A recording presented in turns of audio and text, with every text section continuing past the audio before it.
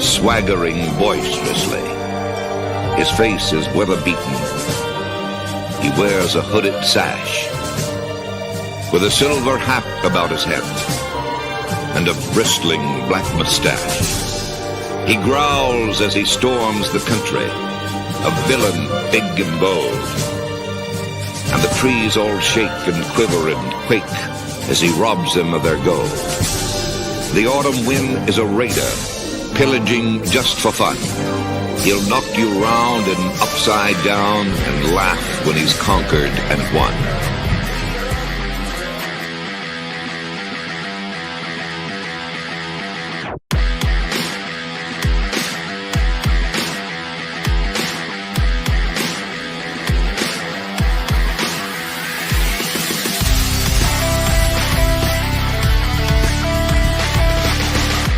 You know what I like to do? Just follow me on this one.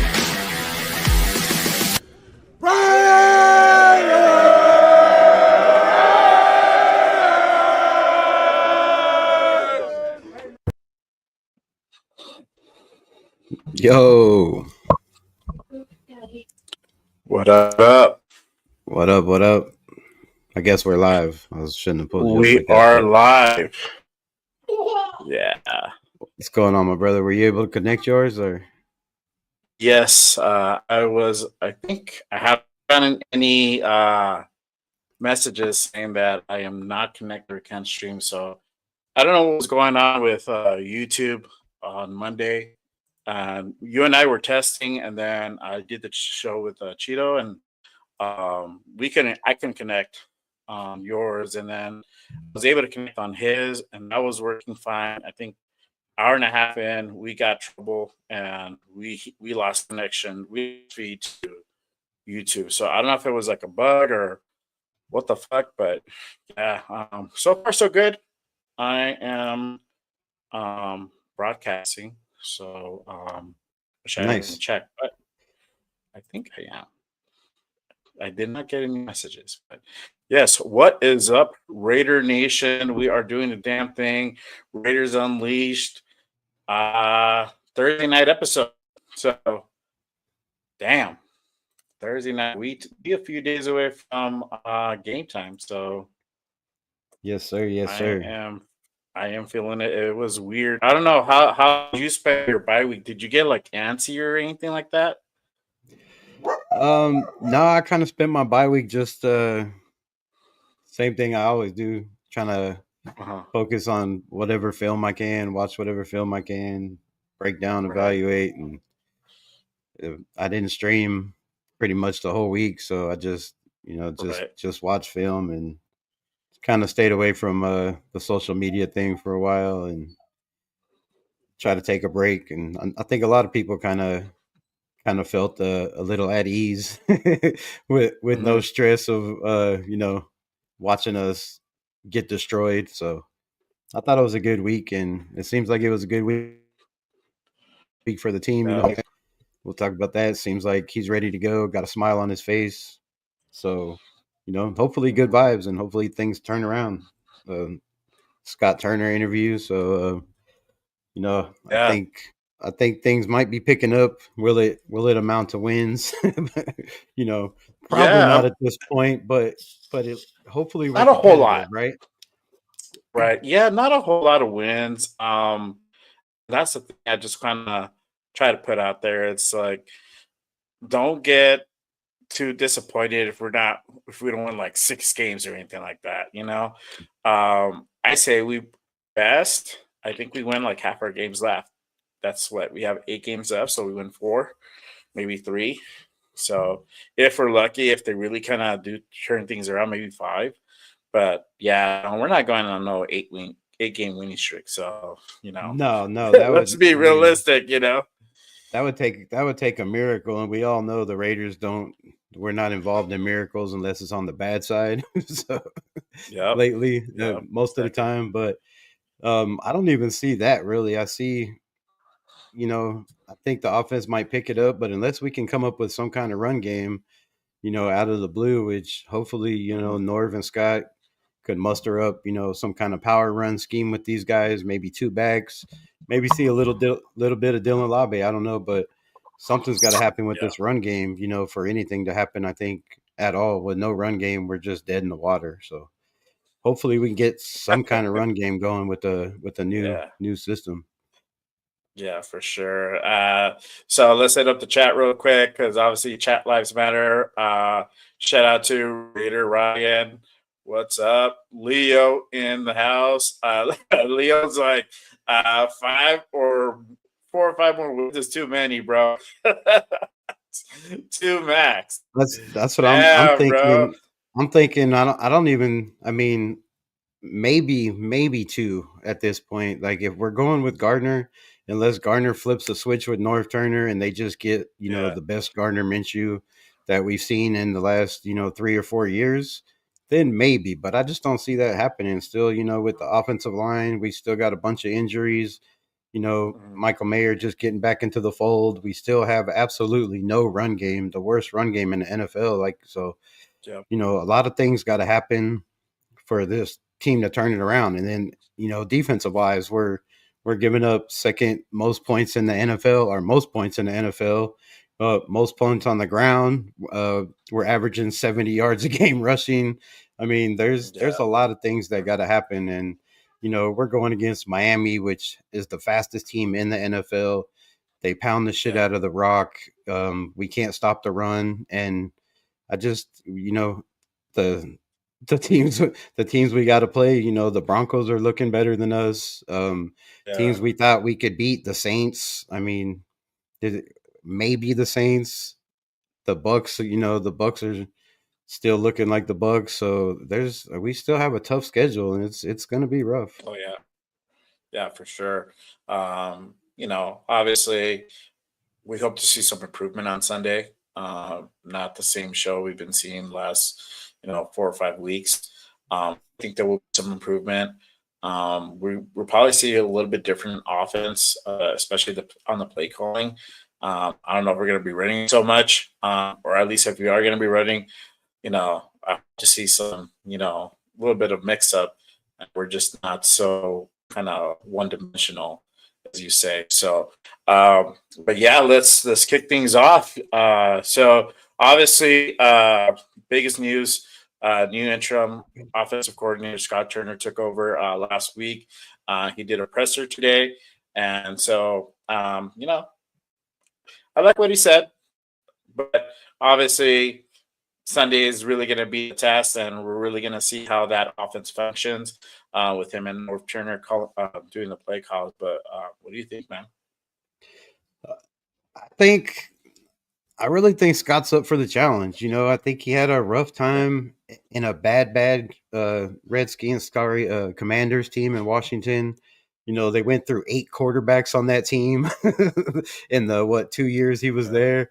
So, not like we have much more stability, but at least they're giving, Gardner the shot. I think Gardner was the right choice. I know it sounds crazy, but if you look at the scenario, we just brought in Riddler. You can't let that guy have two offensive coordinators in 2 weeks and expect him to come out and produce for this team. So, Carter Bradley's not really an option. So Gardner Minshew is pretty much all we have at this point. And, North Turner lets the ball rip, but Gardner doesn't really have the arm to let it rip. So there's a lot of questions. Maybe we can go with that Rich Gannon short game passing, 40 times a game until some kind of run game gets going. But I think Scott Turner's, I think he's up for the challenge. I think he was kind of bummed, last year when they decided to go with Bo Hardegree instead of Scott Turner last year. And I think, now he's looking, this is his opportunity and maybe his last opportunity for a long, long time. He might be back to passing game coordinator or, another quarterback coach. So this is his chance to shine. He's got his father there. He has every opportunity to take the bull by the horns and run with it. So I think it's a good shot for him. I think, having your father with that much experience in your ear could be good for him, but it could be, detrimental to the team. Again, we've already had so many we have more coaching staff members than any team in the NFL right now. So, at least Mark Davis is showing that he wants to win. So I think it's a good. I mean, it's a good chance for him to come out and show that it's his job for a while, because I really think Antonio Pierce isn't going anywhere. All signs are starting to point to the fact that he's going to be here for another year, I think, at least. So unless something crazy happens, I think he's got one more year on his contract, and I think Scott Turner's fighting to show he wants that job next year, because why go get another offensive coordinator? So definitely. I think they're both playing for the jobs. Scott is definitely playing for a position. He's basically interviewed. This is the interview process, the next 8 games. So obviously he's going to try to really impress AP and Telesco and Brady, and obviously Mark, for him to stay on as offensive coordinator. I mean, this is a thing too. Do you really want him to stick around and be your actual new offensive coordinator and really take care of Shador? I don't know if he's able to do that. I mean, normally that's something where it gets delegated to someone with more experience. You bring a more experienced OC, or you bring in somebody, offensive coordinator from college, and it's kind of at the same level. They speak the same language. They're able to break it down more a simplified manner, because I think it's a big step from playing in the college level and then jumping into the NFL where everything is like 10 times faster, So I know that, like, for example, Jim Daniels, when they brought on Kingsbury, a lot of teams are saying they're running a simple offense and they're succeeding. I'm like, what the fuck? Like, how is that possible? But they're making work. I think, especially if you're looking to draft like a Shador, you need something similar where you kind of ease him in, and especially if he's going to be your QB1 going into the 2025 season.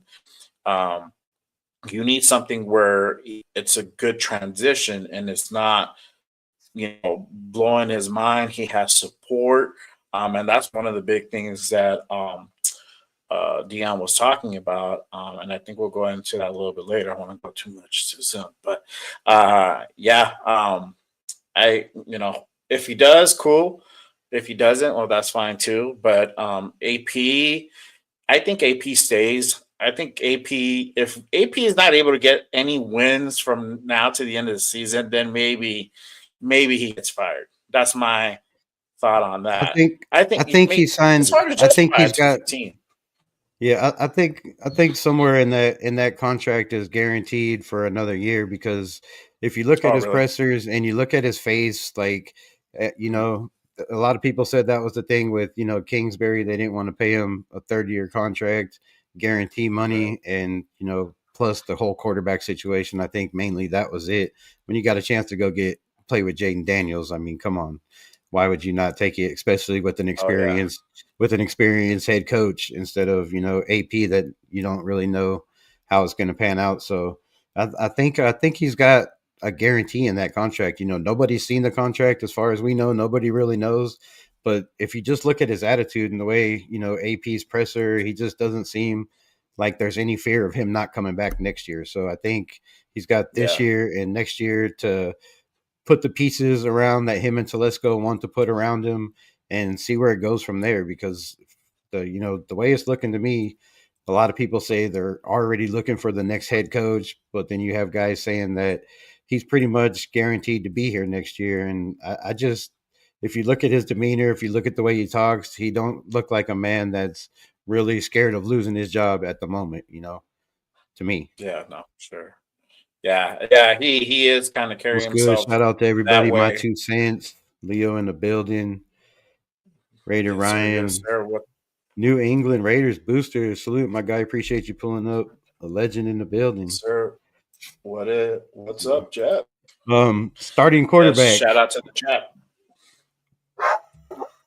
What do you think about was Garner the right come on, dog. Was Garner the right decision, do you think? Or do you think we should have went with the Desmond Ritter, or I think you see it two ways, right? I'm not. Some people are really mad. I know I'm gonna put Leo on blast. I love you, dog, but he was very upset about it, and I'm like, okay, well, yeah, I'm not enthused about the decision, but it is what it is. Because I see it two ways. I'm like, okay, cool. You put in Minshew. Worst case scenario, he performs the way he performs, and we fucking keep losing, and we keep going on the draft. I fucking see it as a win, right? That's right, my win-win. that's my that's my look at it, right? But if you're really trying to actively win games, I don't agree with the decision that was made, right? Because we know what he's able to do. It's not yes, you could kind of say it's a confidence thing, but it's also a skill thing. He's not a great decision maker, and that's the biggest problem with him is that he doesn't make good decisions. He throws a lot of interceptions, a lot of fumbles. So he's just a turnover machine at the moment. So I mean, what do? I think on Sunday, if he plays like he played with the Rams, they're gonna. He doesn't stay on. No way. You know. So uh, I think they should have went with Ritter. Personally, if you're really trying to win a game, but if I'm on the tank watch, cool. Keep me in there. Keep doing what you're doing, and we'll see ourselves go up on that draft for But sure. like I said, I think Ritter just kind of learned Getsy's system and didn't really have it all the way down. And then you throw Scott Turner in there, which he's not going to change it up too much, but they're gonna change it up. They're gonna open up the playbook. They're gonna take the handcuffs off of Garner, I believe, and they're gonna let him throw the ball down the field and try to give Antonio Pierce the offense that he envisioned. Run the ball, take shots down the field, which we don't know if it was Luke Getsy, with the handcuffs on him, or if they were just trying to be conservative and not turn the ball over. But of course, you heard him in the interview say, of course, the main thing is not turn the ball over. And if that's the main thing, then you can't open it up for Gardner Minshew. You can't take shots down the field, in my opinion. So it's a one hand shit in the other. You can't throw the ball down the field and expect a guy not to turn the ball over, because it's going to happen. He's just not very accurate. He doesn't have a great arm, and most of his plays come from being on the run in other systems. But in this system, when he rolls out of the pocket, he can't seem to throw the ball accurate, on target. He has a couple good drives and then falls off, has a couple good throws, and then we go 3 and out. So if we're trying to tank, it's the best bet. And maybe in a week or two, if we lose to Miami, which, I mean, come on, we can't beat anybody. We couldn't beat the Carolina Panthers. I don't see a week of a new offense changing anything. I don't see it changing this defense. This defense is just getting worked on everybody we play. So yeah, I see it being rough. But you don't have nobody else, Garner, until Aiden comes back. Next week maybe in Kansas City. So yeah, you have to go with Garner pretty much this week. And if you pull him, I mean, you're not. AP said he wants to give him his confidence back. You're gonna have to let him play out the whole entire game. If he throws 3 interceptions, 5 interceptions, like Jared Goff, but he's not Jared Goff. He can't come back from, throwing 5 interceptions. So I mean, it's just, we're in a bad situation that we don't really have a choice. And, Antonio Pierce, if he was a guy to me that was looking like he was going to lose his job, you would go like he said, what do we have to lose? What do we have to lose? Then put in Ritter if that's the case, right? If you think we have nothing to lose, then why go with Gardner? He's been benched 3 times. He's been benched almost as many times as he has touchdowns in the NFL this year. So, I mean, I don't know. There's not really many options at this point. Yeah, no, for sure. I mean, that's the thing too. Like, he fucking throws a pick and then he gets all in his feels, and then he goes and curls up in the ball and cries in the corner and picks his boogers. Right, and then So eats them. I don't know. he needs to get past that if he wants to be successful. I mean, there, like you said, there's other guys. Golf can throw a pick, but then he can come right back and put 2 up on the board. So that's the thing. That's the difference right there. It may be, yes, it's a confidence thing for one part, but also it's just him, man. I don't know. I was a fan of him last year, and I think he played pretty well with the Colts, and I was excited beginning of the season. All right, cool. We didn't get a draft pick. We didn't get Jaden Daniels or anybody, and of a similar level, but we got Minshew, and I'm like, okay, we'll see what happens. And fuck, it's just been a disaster. I already knew what was going to You know, happen. so- Like, yeah, everybody was pretty much saying, and I don't know what flipped or who made the decision. I think it was Luke Getzey, in my opinion, that decided Gardner Minshew was the guy because all signs pointed to Aiden O'Connell taken unless he lost the job, and we all know he didn't lose the job because Gardner couldn't beat out anybody. So I don't know. I think when we went with Gardner because our offensive line was hurt and we had no run game, and they didn't play any other teams. We just practice. We didn't have any scrimmage games, which I thought hurt us because you got a defense that's supposed to be solid and be a top 10 defense going against an offense that nobody knew much about. And I think the offense was so bad it made our defense look good in the offseason, and our defense was so bad it made the offense look good, and we didn't really have anything to compare it against, not playing any other teams or scrimmaging any other teams. So I think there was just been a lot of mistakes from a young coach, and like I said, I think he's got one more year to change it all. But yep. I mean, dummy we'll was see the what whole. happens. I don't know if he's gonna stay on or not, but so since you are a person who studies film, I think this question is good for you. So let's switch over to the other side of the ball. Do you think the defense can hold Tua? Do you think they can on Sunday? I it depends on the offense, really. I mean, it depends on the offense. Now, I've said this before. A lot of people say, excuses for our defense. We're on the field too much. But if you look at time of possession, we've been pretty close within 2 or 3 minutes of time of possession. So the other team's defense is on the field just as much as us. So it's not an excuse of our defense is on the field too much.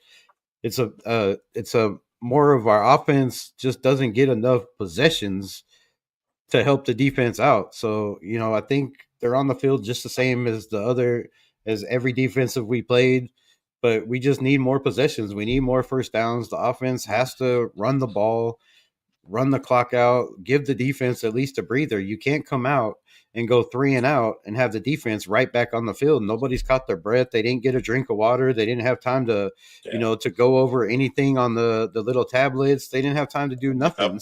And they're right back on the field. So, that hurts this defense. And the fact that we can't tackle is really hurts this defense. And when you're tired, you go back to bad technique, right? You go back to you go away from everything you learned, and you go to horrible technique, horrible tackling, and back to the bad basics, and you learn all the fundamentals go out the window when you're tired and you can't breathe. So I think it all comes down to defense can sustain some drives and not just come out, drive down the field, get a touchdown, and then fall off for the rest of the game. I think we have a decent shot to not lose by a lot. Yeah, no, for sure. I mean, I said on my show the other day, I feel like eating up the clock and time possession. I think it's key. You give time for your defense to rest, and like you said, go over, analyze the previous drives on the defensive side.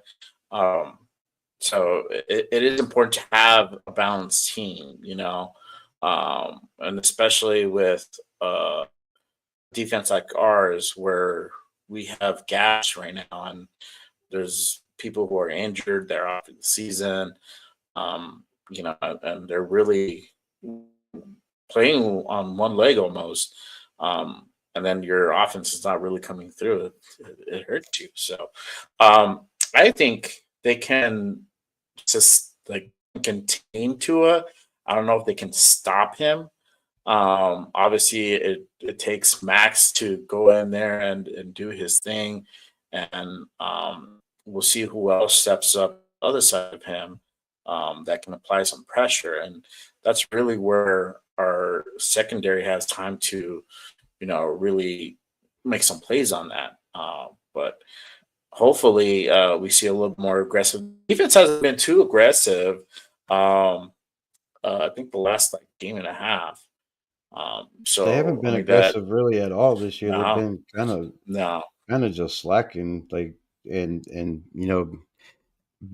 a lot of bad calls in a lot of situations, in my opinion, on the defense. But I think we have upside. We have Jacorian Bennett, who runs a 4.340.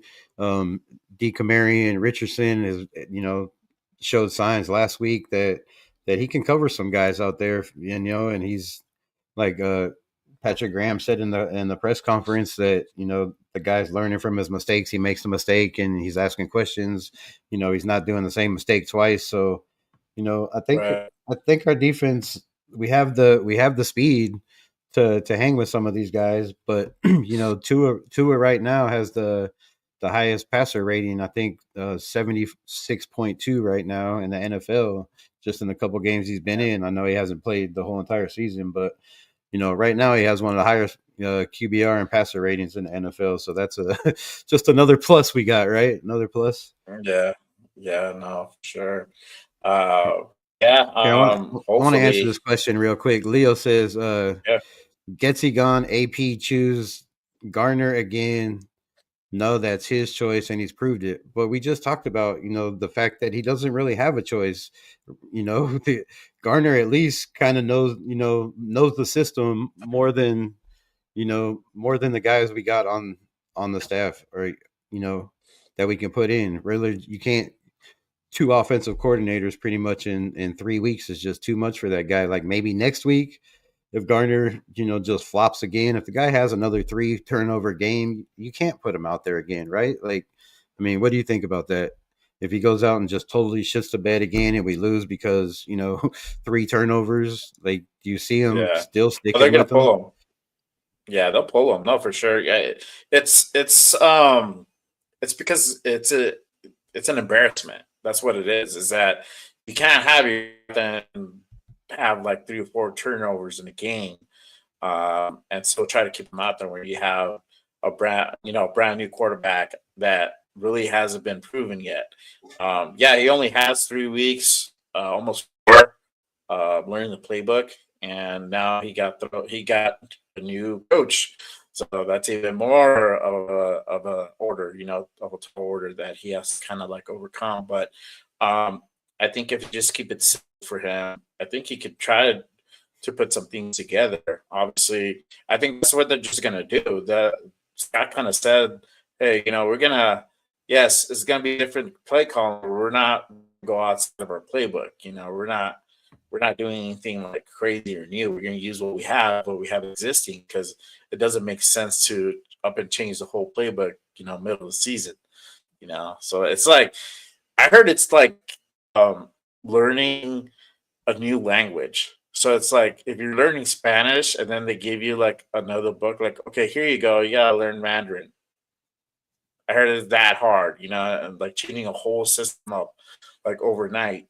So yeah, it would be it would be very hard for them to like, you know, put wins together with a brand new system in place. So I don't know Yeah, what I don't happened. think. I mean, the terminology is the same, and they're going to do pretty much the same thing we did with Bo Hardigree last year. They're going to, you know, take whatever. Like, Scott Turner even said he's going to take. They've been spending the last 2 weeks, watching film, seeing what works, what doesn't work, and he said there's a lot of plays that weren't called because we didn't have the correct offensive line, or Michael Mayer wasn't in there. We didn't have the 2 tight ends that we wanted. So there's a lot of plays that didn't get used that they're going to try and see how it works. And if they don't work, they're going to scrap them and they're going to go with what works. So they're probably going to Right. use a lot more of the playbook than we've seen, in my opinion, because they're trying to figure out what's going to work to go forward. So that's going to be a big thing trying to do against Miami's defense. Yeah. I feel like Kelsey wasn't using the whole playbook at all. I think he was using like 2 pages of it the whole Well, yeah, season, and we yeah, keep saying the same shit. Antonio Pierce kept saying, we're going to make it as simple as possible and we're going to go, run the same plays. And you could see it because, I watch a lot of film and it's the same Mhm. plays just flip flopped over, over and over again. And Yeah, they'll yeah, run the same play and throw to a different guy. But they'll run the same play, but they'll change the personnel. Like it wasn't, everybody knew what was coming. And you could see defense every time they came up and a guy went in motion, they wouldn't go in motion. They just point and be like, okay, call out the play. Like those guys calling out plays. They knew what was coming. So yeah, yeah, they were trying to, I guess, trying to dumb it down for Garner, which I don't know why, because it doesn't seem like he's an ignorant quarterback. It just seems like he makes bad choices, mostly since he's been a Raider. Like, yeah. Yeah, I don't know. I think that's just I don't know, man. I think that dude just lost cause at this point. But yeah, we'll see what happens on Sunday. Um, I felt weird not watching Raider football this past weekend, so um, I'm happy to get back into watching some games, and hopefully we can put a few wins together. That would be really cool. Let's move on to the next segment, man. Obviously, there is a lot of talk, a lot of trending stuff around this particular person. Obviously, Shadur Sanders is the talk of the town, of the Raider Nation right now. Shadur be dropping some hints, man. I just posted some shit the other day of that clip of that video of him opening up the box of shoes and cutting out the Raiders. yep. So I don't know, man. And then those fucking tweets that he's been putting out there. What do you think, man? What do you think about Shador Well, coming over to the Raiders? I think people are making a lot to do with that. It's a Sunday thing. He's a Christian. And even when the wins, he's posted the same thing. Thank you, Jesus. If you go back and look at his Twitter, it's every Sunday. So it's, people are just trying to take stuff and run with it. But yeah, the whole Tom Brady thing, all eyes point to Shador Sanders. But if we go back and look at last year, all eyes pointed to Jaden Daniels, right? Like everybody Yep. had already booked it. They had already went and got their JD5 jersey. It was in the bag. We was getting JD5. Every content creator was talking about it. Every news media was talking about it. JD5 to the Raiders. And then Mhm. Washington was like, we're not giving this kid up. So, there's unless we get the number one pick, it's hard to say who we're going to get. It's very, very hard to say. The Raiders, there's talk with the Tom Brady thing. He's been training Shador, but he also, you see Tom Brady on Instagram telling Shador, put your watch down, shut your mouth, get in, get out, Yeah. go in the film room. So, you know, is he really saying, Mark Davis, this is your guy? Does he really feel that's the guy?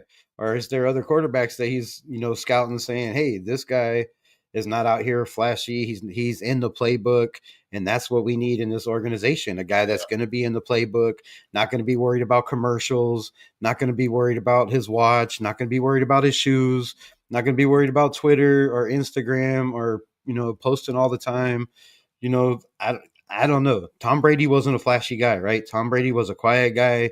He let us talk on the field. He showed it with his arm. He showed it with his intelligence. And he wasn't a very flashy guy. He didn't talk much. So, I don't know. I don't know if he's part owner now. If that's the guy he wants in his organization, then that's who we're going to get, right? So Yeah. he gets to pick. That's what Mark Davis has made it totally clear. But in my opinion, there's a lot of quarterbacks with with a lot higher QBR rating, a lot more touchdowns that play in a lot tougher conference that are doing very, very well that need to take a look at. And if you're a Raiders fan, you can't just say Shador because he's Sanders' kid. You have to do your homework and you have to break down all these quarterbacks and look at every one of these quarterbacks like I've been doing every Saturday.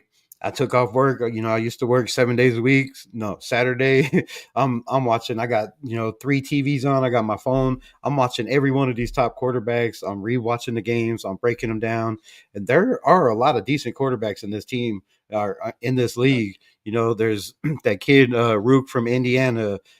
Jackson Dart from Ole Miss with Lane Kiffin. Lane Kiffin has been an NFL. He coached the Raiders. He's been an NFL coach, so he's been an offensive coordinator. Yeah. This kid's going to be NFL ready, USC. just like Shador and just like, a lot of these guys. But, a wise man said is it really comes down to breaking down quarterbacks is how many passes have you thrown? The quarterbacks that have thrown, 1,400 attempts in their career are guys that are, they've seen every defense. They've been there. They've done that. So, those are the guys that you have to take a look at, and then if one of those guys like Jackson Dart or Cam Ward win the championship, do you really not look at that guy and say, well, hey man, this kid, against all odds played in a lesser division, and then he gets in there, against the top of the top of the top and still comes out on top. And the same thing with Shador. If Colorado, comes in there and somehow pulls out the national championship, how do you not go with that kid, especially with the Brady thing? So I think they just need to do their due diligence and have their scouts not focused on one guy like we did last year. We had 2 guys they were looking at, Jaden Daniels and what's his Michael Penix, and those were the quarterbacks. They didn't even look, they didn't even look at the other guys that, Drake May's coming in on a horrible team playing pretty damn well for, just coming in. So, Jaden Daniels, the same thing. I think there's a lot of decent quarterbacks. Bo Nix doesn't look too bad. They didn't even really give these guys a look. So I really, really would expect Tom Brady and whoever is going to be there, whether it's AP, or not, to really do their due diligence and just, weigh every option. Do you really want the drama with Deion Sanders that's going to be on the mic, if he's not part of the coaches every time we lose, saying it's because your coach did this, it's because your coach did that, it's this organization putting our organization down, because damn well Deion Sanders is going to do that shit. If his kid's losing for this team, it's going to be a drama fest. So we have enough drama, man. So, I love Shador, but there's just things you have to look at. I think that's why they want to come to the Raiders, because we are drama too. But that is Coach Prime. That's Deion Sanders for you. He will say some shit. And I think man has already said that it's not publicly, but behind the scenes, he's going to say he's going to have a say where his kid goes, and he's going to be involved in where his kid goes. And, shout out to him if you have that power. If I could control where my son was going to go to the NFL, as a father, I'm sure anybody would. I mean, Archie Manning did it. I don't know. I don't know how much control you have over that. Is it really? Well, I mean, come on. He knows every owner. He knows every GM. Oh, I know. I mean, the thing is, and we were talking about this. They were talking. I think I was watching a podcast the other day, and they said the same subject, right? So I think, and I read about this. I looked into it.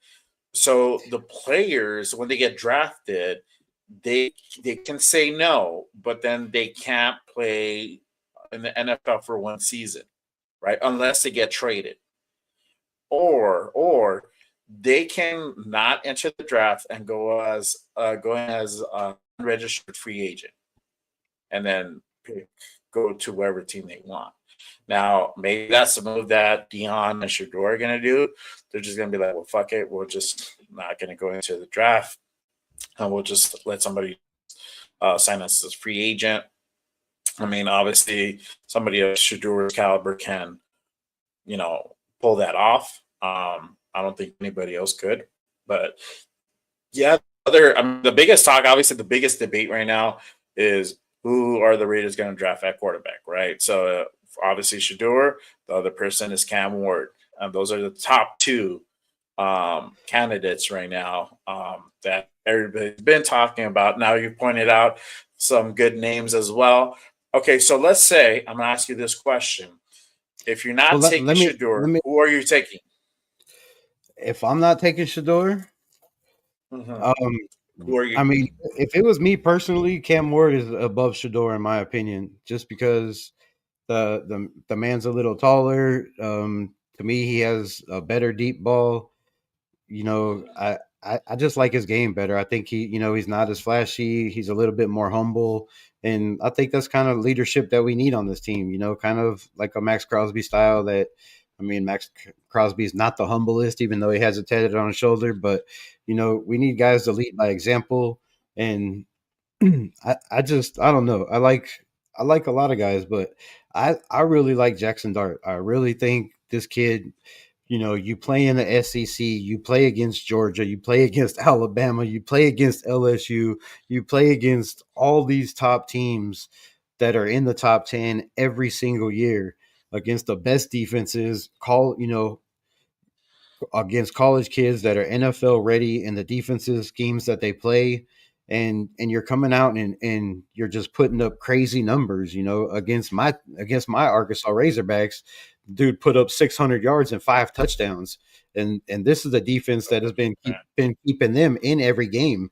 We beat Tennessee. We beat the 4th ranked team in the country, Tennessee, because of our defense. And then this kid just came in and destroyed us. And I was like, wait a minute. So, I was watching games before that, but, after that, and then he goes to LSU and does the same thing. I mean, this kid is a baller. He sprained his ankle, went to the tent. They took him into the locker room, brought him back out. He comes back and runs a 60-yard touchdown. Like the kid is a freak of nature. He has every intangible that you can possibly think of. If you go to go to NFL.com or to StatMuse or to any stat and break down what they say about this kid, there's nothing he can't do. He can do everything. And like I said, he's from Lane Kiffin, who was an NFL coach. He's been a coordinator. He came up in USC, came up with top-notch coaches. He's been around. So there's a lot of guys. I really like the kid from Indiana, 6'5", 234 pounds. He's not light. He's big. He's got a strong arm. He can run if he has to. And those are guys that you could probably get in the second round. And then in the first round, you can take a Ashton Genty and have a running game and a quarterback. Or, there's been talk saying that the Raiders are looking at linebacker. There's a couple of linebackers that possibly go number 1. AP's a linebacker guy. I'm just saying, Raider Nation, everybody said we were getting a quarterback last year and we didn't get one. There could be scenarios where they're like, hey, let's just wait. Let's see how this plays out. Let's take a guy in the second, third round and, try to build the offense. We have no receiver. We have no running back. We need still defensive line. I mean, we still need a number 2 defensive back. You don't know what Jack Jones is going to be week to week. Is DeCamari and Richardson going to come in and take some of those roles? We have 21 free agents. There's a lot of questions. So I think this team already has a plan, and they've had a plan. And, maybe quarterback's not on that list in the first round. Yeah, I mean, I don't know. I think from last year's draft, not drafting a quarterback, I think definitely dropped the ball. If you're saying we're going to draft a quarterback, we're going to do this, we're going to do that, and your ambition was, hey, we're going to go out and get a quarterback, and that didn't happen, and you were able to get anybody, you're not able to move at least a few spots up to get like a Drake May, like you were saying. I think that the ball got dropped on that part. Now everything is a lot of things panned out, right? So we got Brock Bowers, obviously he's the fucking balling out. JPJ, he's fucking killing it on fucking center now. He got moved to his natural position, so I think he's gonna stay there permanently. Yeah, I don't see why you're gonna move that dude. DJ because Glaze these coaches make bad decisions. Because AP makes bad decisions. Like they make dumb decisions. There's no reason why he shouldn't have been moved there as soon as he was healthy, the way Andre James was playing like all year. Yeah, you can't tell me that these coaches say they watch all the film that they watch, and they have way better views than I do. They have a sky cam, they have a side view. All I have is what's on the damn TV that everybody else gets. I might be able to flip it around or blow it up or have, a couple Yeah. replay views and get a sky cam. But other Zoom. than that, yeah, dude, Yeah. they get to zoom in. They got big screens. They just touch buttons and shit. It's, probably an invisible, like, they got way more vision than what I got, is what I'm saying. And for them not to be able to see that Andre James is just getting absolutely worked, that our running backs run into the offensive lines over and over and over again when there's holes, both sides, and they're just running into guys. Like, I don't know. I don't see how anybody could say anything good about anybody in this coaching staff right now, whether it's AP, whether it was Getsy. And, we'll find out really, really soon if Getsy was the problem, because North Turner knows what he's doing. Scott Turner knows what he's doing. Can we have a run game? And if not, then it wasn't, it wasn't all Getsy. It's the coach and the coaching staff that he brought in. They're just not gelling together. And it happens. You can have a bunch of brilliant minds that aren't on the same page and just don't have the same vision. You know what I mean? Yeah, no, for sure. Yeah. So I don't know. I think they're pretty set on this upcoming draft that they are going to go for a quarterback. I think it's been put out there by a lot of people. So for them not to have it on their agenda and wait later in the round, I don't think that'll happen. I think they get into the top 5. I think we're 5 still. This is the thing. I've seen different sites where it says 5 and then we're 3. So I don't know exactly where. I know we're top 5, but if we say the top 5, they keep mixing it up. And we're 5. People say it's we're schedule. 5th. Yeah. As far as I know, we're 5th. I think the consensus is that we're 5th. So if we say 5, I think we could jump into 3, maybe 2. And I think it's either we get Cam. If we don't get Cam, we get Shedeur. If we don't get Shedeur, we get Cam. And then if let's say worst case scenario, right? We're 3. We're in the 3 spot. Both go, and Shedeur with the team he got drafted. Then we definitely, I agree, we should have a plan C, D, and F, just in case we can't get Shedeur or Cam. Has to be. It has to be something else. I think Antonio Pierce, really last year brought in, Justin Fields and talked about the Justin Fields thing. I think it just didn't work because of Getsy, and he's going to be a free agent at the end of the year. We could go that route.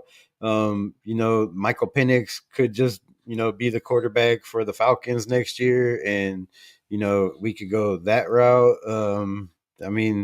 There's free agents. Dak Prescott might not have a job in Dallas. The way things are going. I don't know if I want to get Dak. I don't want Dak, but you know how the Raiders do, man. We always seem to, to pull in, those guys that are at the end of their line or about to fall off. We got lucky with Rich Gannon, but other than that, we don't. There's a list of quarterbacks that I could go on and on and on. So. I think we should just get away from bringing in all these washed up quarterbacks and washed up coaches and all this shit. We need something new. Obviously, we've been doing the same shit years upon years and it hasn't worked. We've been, mediocre. And if we really want to get out of that limelight, we need to do something different and definitely maybe bring in young blood, maybe bring in people from college, maybe bring in if we're able to steal somebody from a coordinator out there, bring him in. Obviously, if AP goes, I definitely see Ben Johnson coming over here, and then I'll go into the rumor in just a second. But yeah, that's a real strong possibility. Getting different coaches, different players. People that can change the game, not just doing the same shit, and hoping that, we it's like throwing like darts on a board and hopefully it sticks. We can't do that anymore. We got to be better than that. So, but that's the Raiders' way, though. That's been the Raiders' way. And the fact that Antonio Pierce, still wants to try to run this Al Davis vision pound the rock, throw the ball down the field, smash mouth football with speed, guys on the outside.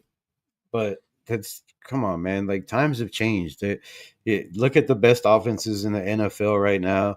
They're not really throwing the ball 40, 50 yards down the field. They're running, 15-yard slants that are going for 80 yards. They're, they're running double crosses, it's just short plays with so much motion and so many guys moving in different directions that they just can't cover, even if you're running a cover 2 or a cover 3 or, two safeties deep. They're just out running guys. So there hasn't been the offense has just been bad all around in the NFL. Really, if you look at it this year, I mean, other than a couple quarterbacks or a couple running backs, Saquon and Henry, which we could have had both of those guys, but once again, Tom Telesco. So no, let's go with Alexander Madison. So I don't know. I could see we're getting a quarterback. We're going to draft a quarterback because we have to. We should have drafted one last year, whether it was third, fourth, fifth, sixth round. There was guys out there that we could have drafted and had them sit for a while and compete for a job next year. If they get it, they get it. If they don't, sit another year. But I just don't see us going and getting a Shador or a Cam Ward and putting them in right away. I just don't see that happen. I see us getting a veteran. I see us letting these guys sit for a year, because if you look at Tom Brady sat for a year, Patrick Mahomes sat for a year, Penix is going to sit for a year. We'll see how he does. There's only a very, very slim few in the NFL, like a CJ Stroud that come out and start and are put in the position where the team is built around them their rookie year and they shine. So I see whoever we get sitting a year. So do we need a Shador or a Cam Ward if we're going to let them sit for a year? I just don't think we do. I think there's a lot of quarterbacks that we can get, like a Jackson Dart or a Rook or a lot of these guys out there. Even I know Dylan Gabriel's small, but that kid's still got an arm. He's got heart. There's a lot of quarterbacks that you can get later in the round. And with 10 picks, we have a lot of options. We have a lot of choices, and we need as many players that we can get to build this team. It's still a young team, a very, very young team, one of the youngest in the NFL, if not the youngest. So they're going to have to get some veteran leadership in this team. But I think with the picks, I'd like to see us get 2 first-round picks somehow. If we could, somehow drop back and trade a couple picks to come back into the first round and, get a Jackson Dart, which is a very solid quarterback. It might be better than both of those guys. We'll have to wait till the end of the year and see how it plays out. But, that kid in LSU, besides last year's game, Nudemeyer or whatever his name is, I mean, that kid's, he can run. He has more running yards than Cam Ward. A lot of these guys have more rushing yards than Cam Ward and Sanders, that are supposed to be these mobile quarterbacks that everybody keep calling dual threat quarterbacks that don't really run. Like they don't run. Yeah. So I know they can, but once in a great while they run the ball. They're not really run first guys. They're pocket passers. So if the Raider Nation wants a dual threat quarterback, those two aren't the guys. Like they're not run first. They're going to stay in the pocket as much as they can. And Shador takes more sacks than any quarterback in the college football right now. And I think Cam Moore's right up there with them. So they right there, they are. These are the mobile quarterbacks that everybody keeps saying we need a mobile quarterback in this day and age. Those guys aren't it, in my opinion. That's just my opinion. Like, right?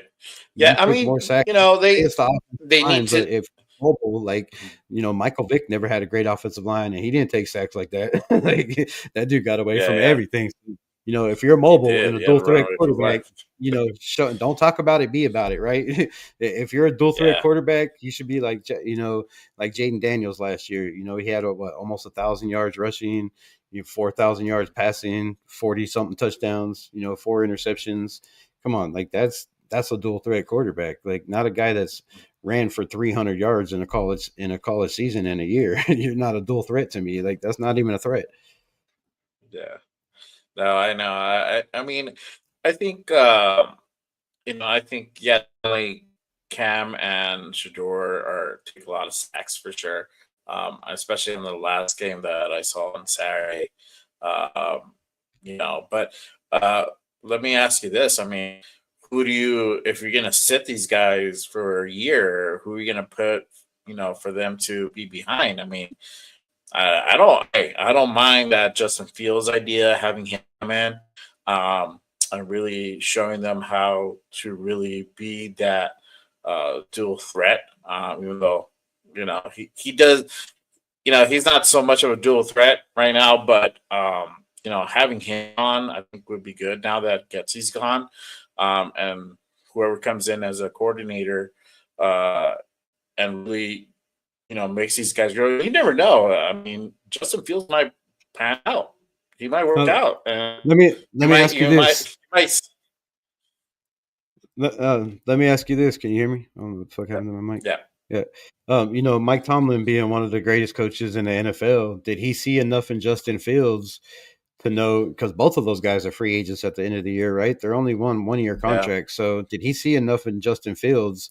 And the reason they took him out is because if Justin Fields plays so many snaps, that 6th round pick next year or this coming year goes to a 4th round pick.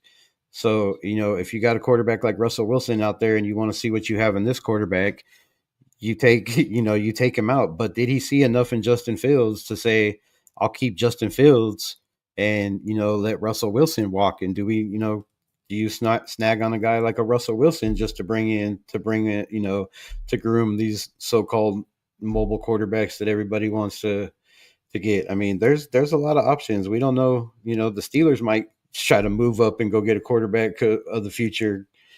Russell Wilson, 1 year contract, and he's doing pretty well, but how many years does he have left? And Justin Fields, he's probably got plenty of years, but did Tomlin see enough to keep him? So there's a lot of ways this can go. Like I'm saying, it's way too early in the year in November to just know Shador Sanders is going to be a Raider. Like, I know they're hyping it up and they want to hype it up, and I know Mark Davis wants him. We all know Mark Davis wants him, but there's a lot of other teams that probably want that kid too.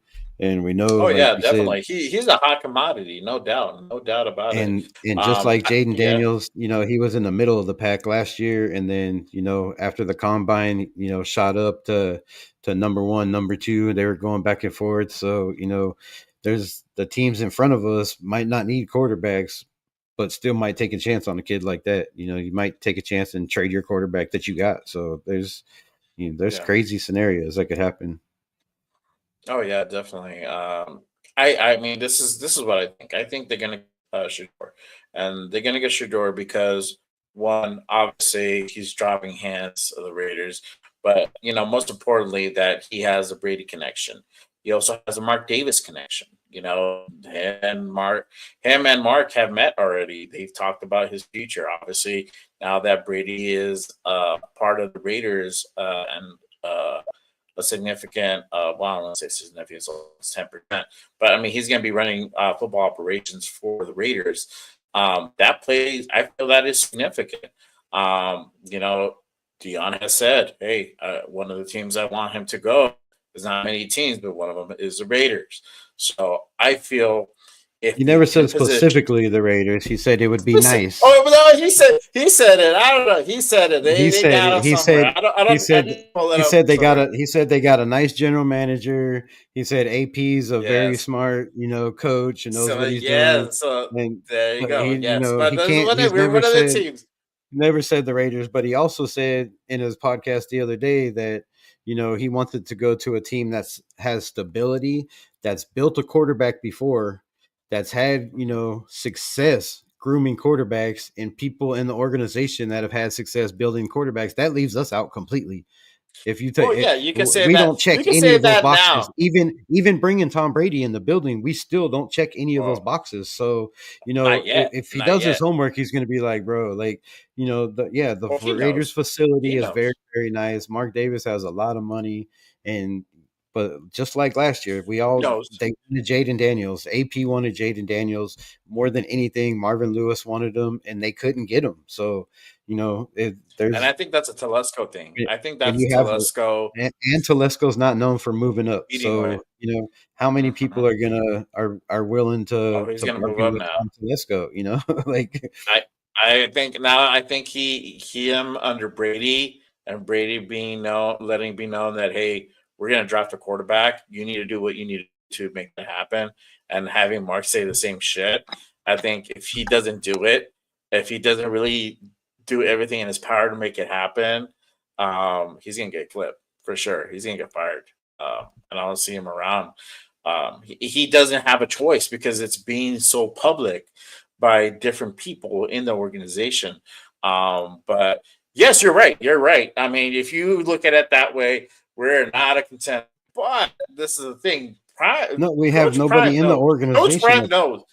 Yeah, but Coach Prime knows. And you have Brady now, and why bring in Brady if he's not going to change things, and especially have him, running your football operations. I think they've already had this talk behind closed doors. This is our plan. This is what we're going to do. We're going to try to bring in these people. These are like our possible candidates. I'm pretty sure they've had that conversation. They cannot not have that conversation, especially if he's mentoring the kid, and he's going over to Dion's house or having dinner, and hanging out. That's definitely a topic that's going to come up. Like, hey, if Shador goes over there, what are you going to do for him? What kind of support are you going to have for him? This is my concerns, and I don't want to send him to him just like fucking, bust. That's not what I spent. I spent all his life grooming this kid to get to this point, and I don't want to fuck that up. So, yes, I see from the father figure standpoint. It's like I've done all this to get him to this point, and I'm even coaching fucking college team to make that happen. I want to make sure once he goes to the level, it's for the right team, and he doesn't not get taken care of in the sense where he's supported and there's a system that's basically made for him.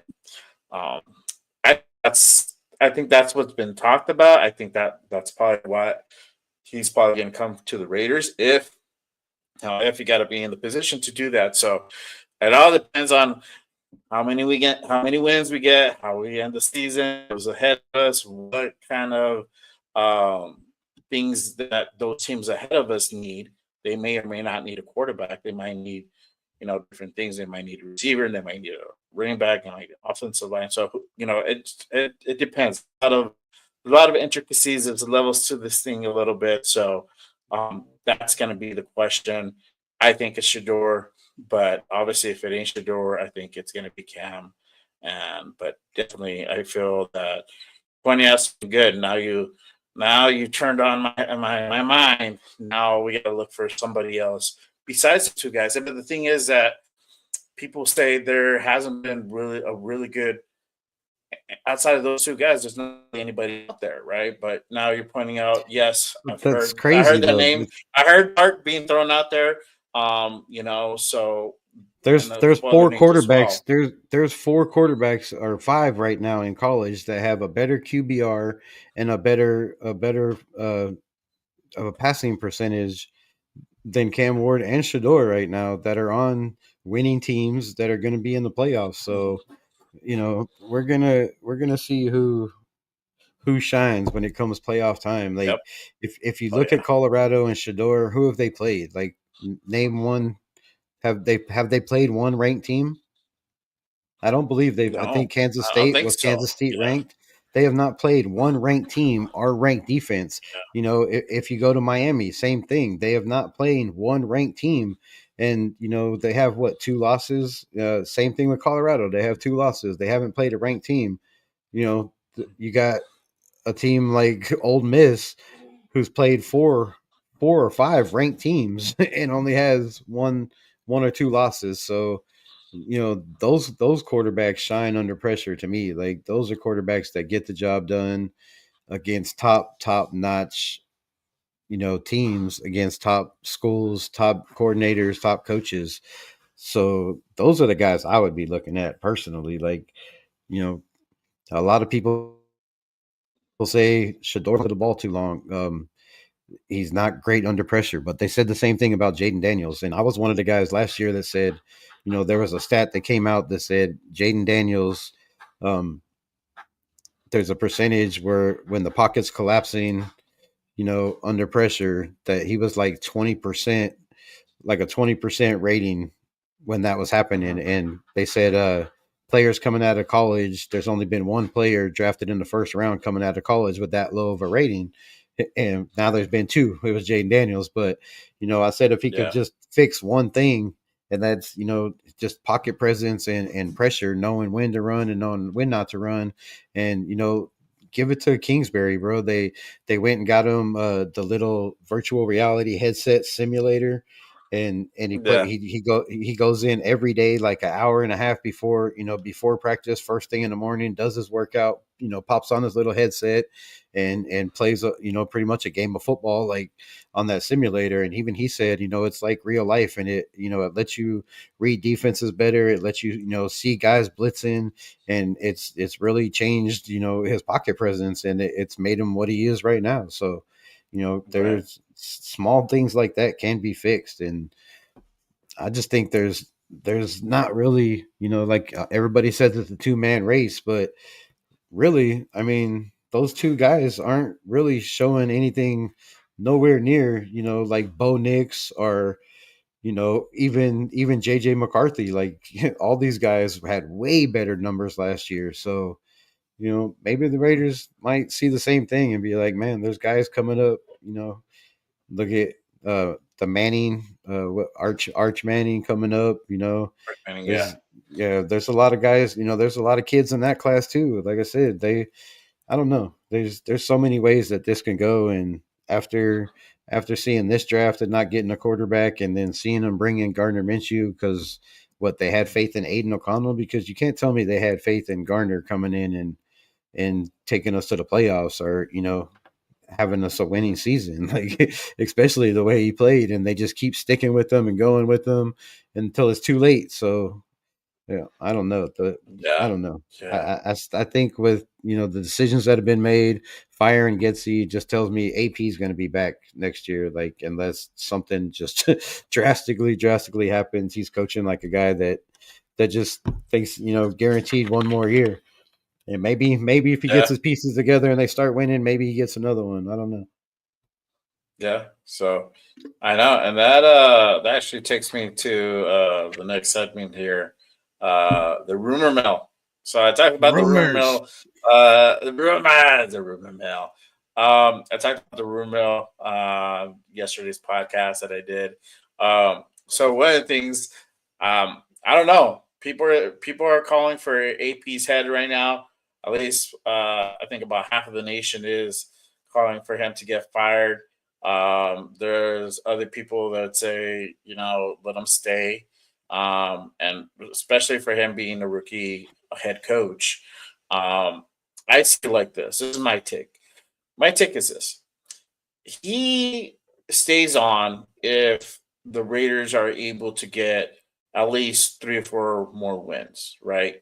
In my opinion, it's hard for anybody to justify a 2-15 season and you stay on as the head coach, right? And not able to, get a single win aside from the 2 you had, and you fire your offensive coordinator, and you're still not able to improve. I think he'll be out the door.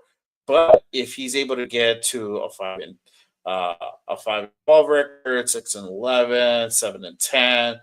8-9 is a long shot, but within those numbers, I think he stays. Maybe you can even make the case for a 4-13 record that he stays on, right? And then he, like you said, he's able to go out there, get his quarterback, get the pieces, build up his offensive line, build depth in the defense, get a receiver, a receiver than the ones that we have now, alongside with Myers. And then maybe we have a winning season, or at least a season that we had this year. That's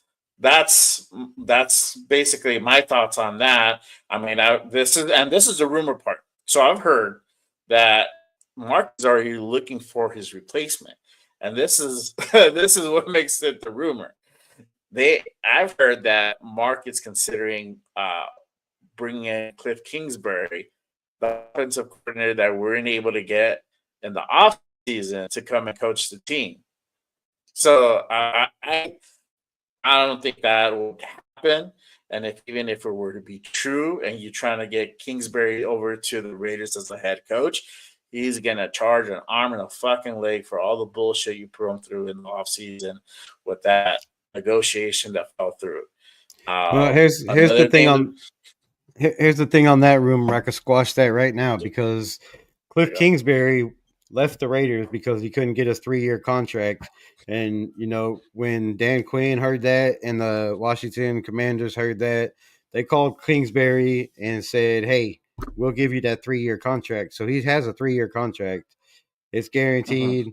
I'm sure there's no stipulation where he could just walk and get out of that contract. So he's under contract unless he's planning on paying back some of that money. That's off the books for 3 years. Like, he's not going nowhere. I mean, I'm sure you could say they might just say, hey, yeah, we'll let you go if you get a head coaching job. But, when you're under contract, I just don't see him getting out of that easily, especially if the offense continues to win like they are. And Jaden Daniels continues to thrive like he is. So, there's all kinds of rumors, especially I know who you're talking about, and that's like the rumor mill. Like, I have all these I have all these sources in the building, and like let me ask you this. If you have all these sources in the head upper office, and you're telling everybody on YouTube that this is where your source coming from, how the fuck is nobody with the Las Vegas Raiders trying to find out who the fuck is this idiot telling this idiot on YouTube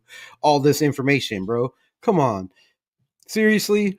You don't think there's somebody investigating going like, wait a minute, who's talking? This dude's saying it's from upper management in the head office. Like, bro, come on. You're telling who your sources, they work in the building, and you don't think nobody in Mark Davis, you don't think watches this shit and has people, because there's been plenty of people that said Mark Davis and the Raiders have somebody watching all people's YouTube shit constantly, seeing what's going on.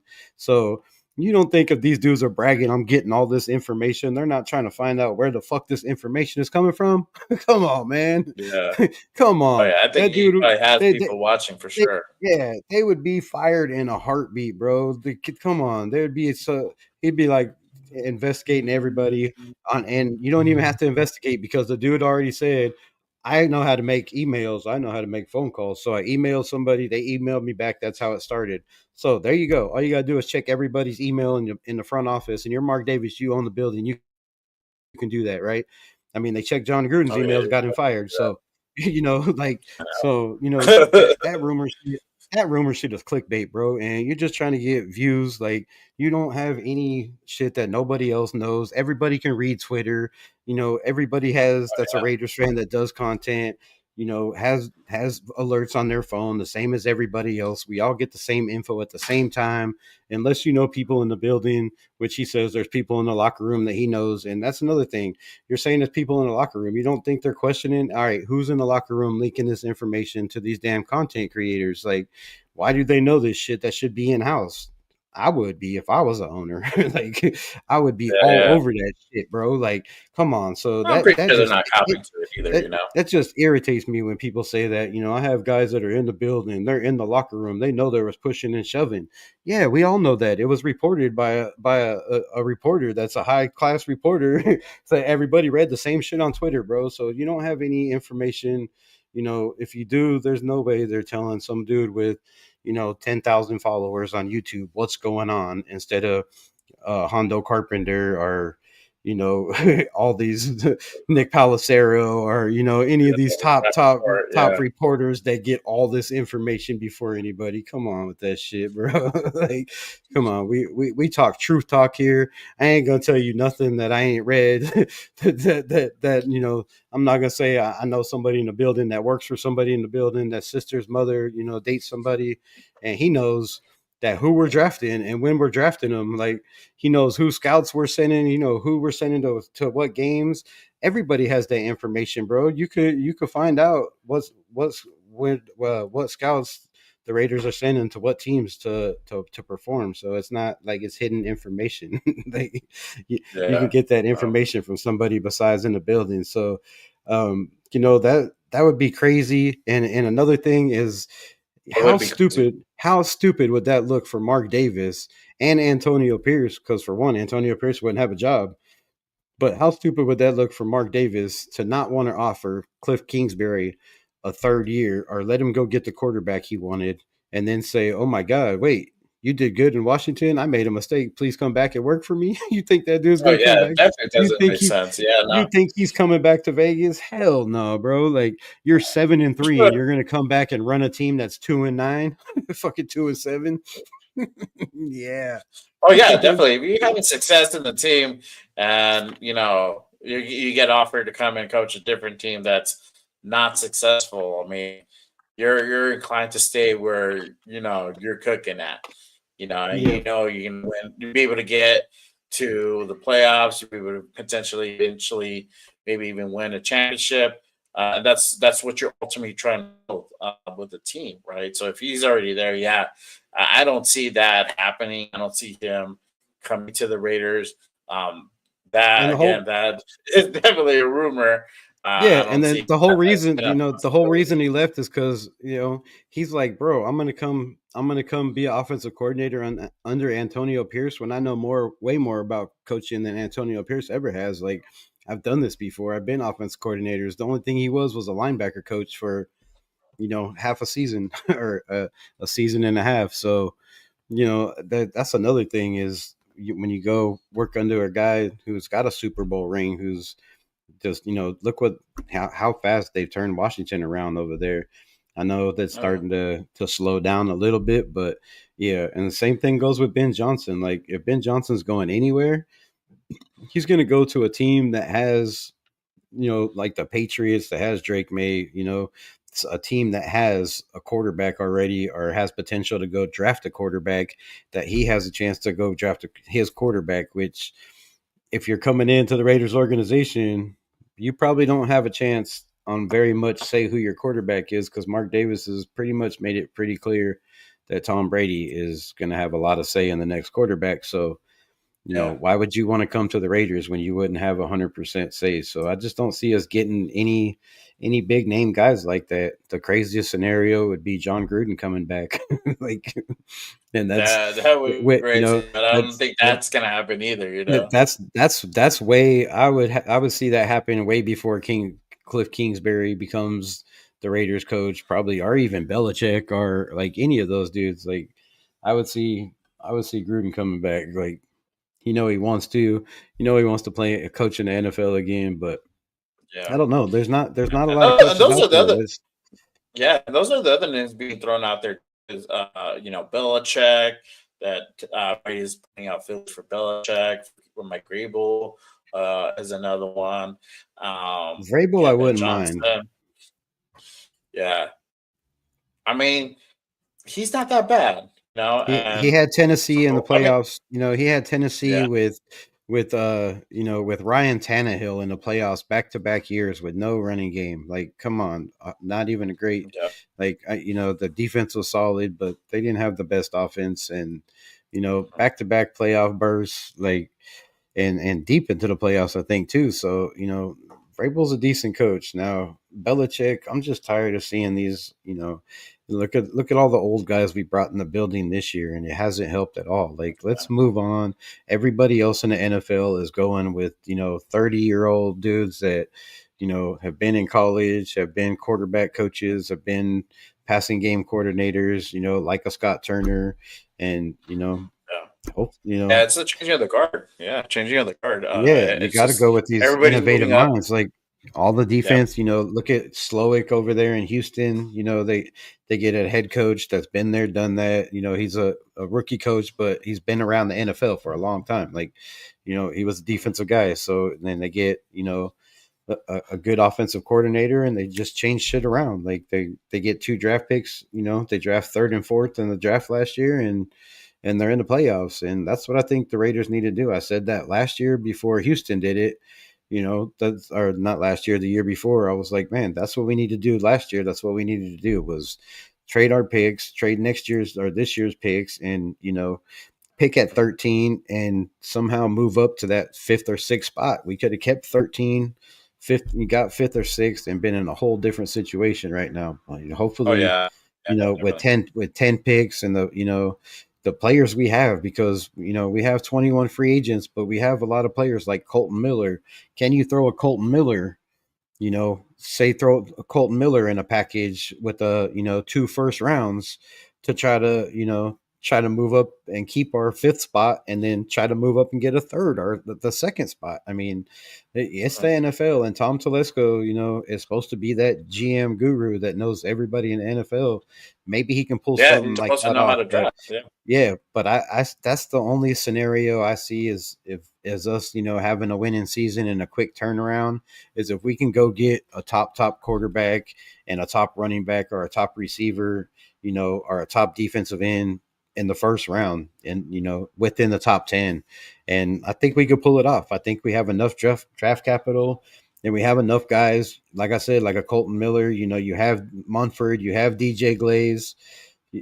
I mean, we have a young, solid offensive line. Colton Miller, still has worth.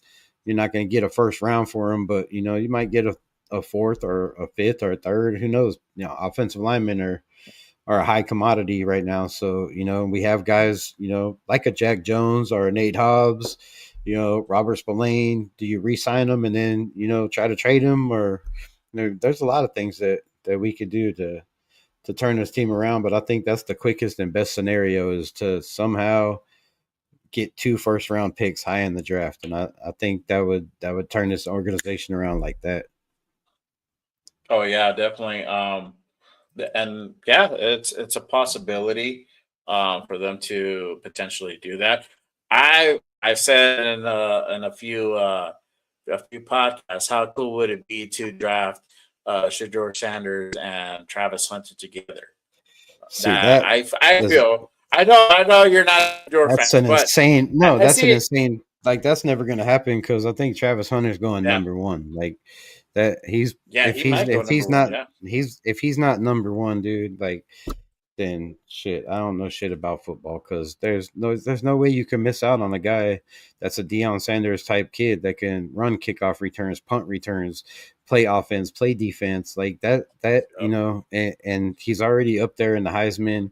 And if Rankings. you'd Yeah. be a fire GM if you have a shot to get this kid and pass on him. Like, see, all mock drafts have Travis. See, I didn't Yeah. even know that, but all Yeah. mocks It have just says Travis Hunter that. going number one. So Yeah. Yeah. so yeah, see, Just that's saying that. I'm not even I haven't even checked any mock drafts. I'm just saying by watching that kid, is just, he's a freak of nature, dude, and like, that's probably going to be number one.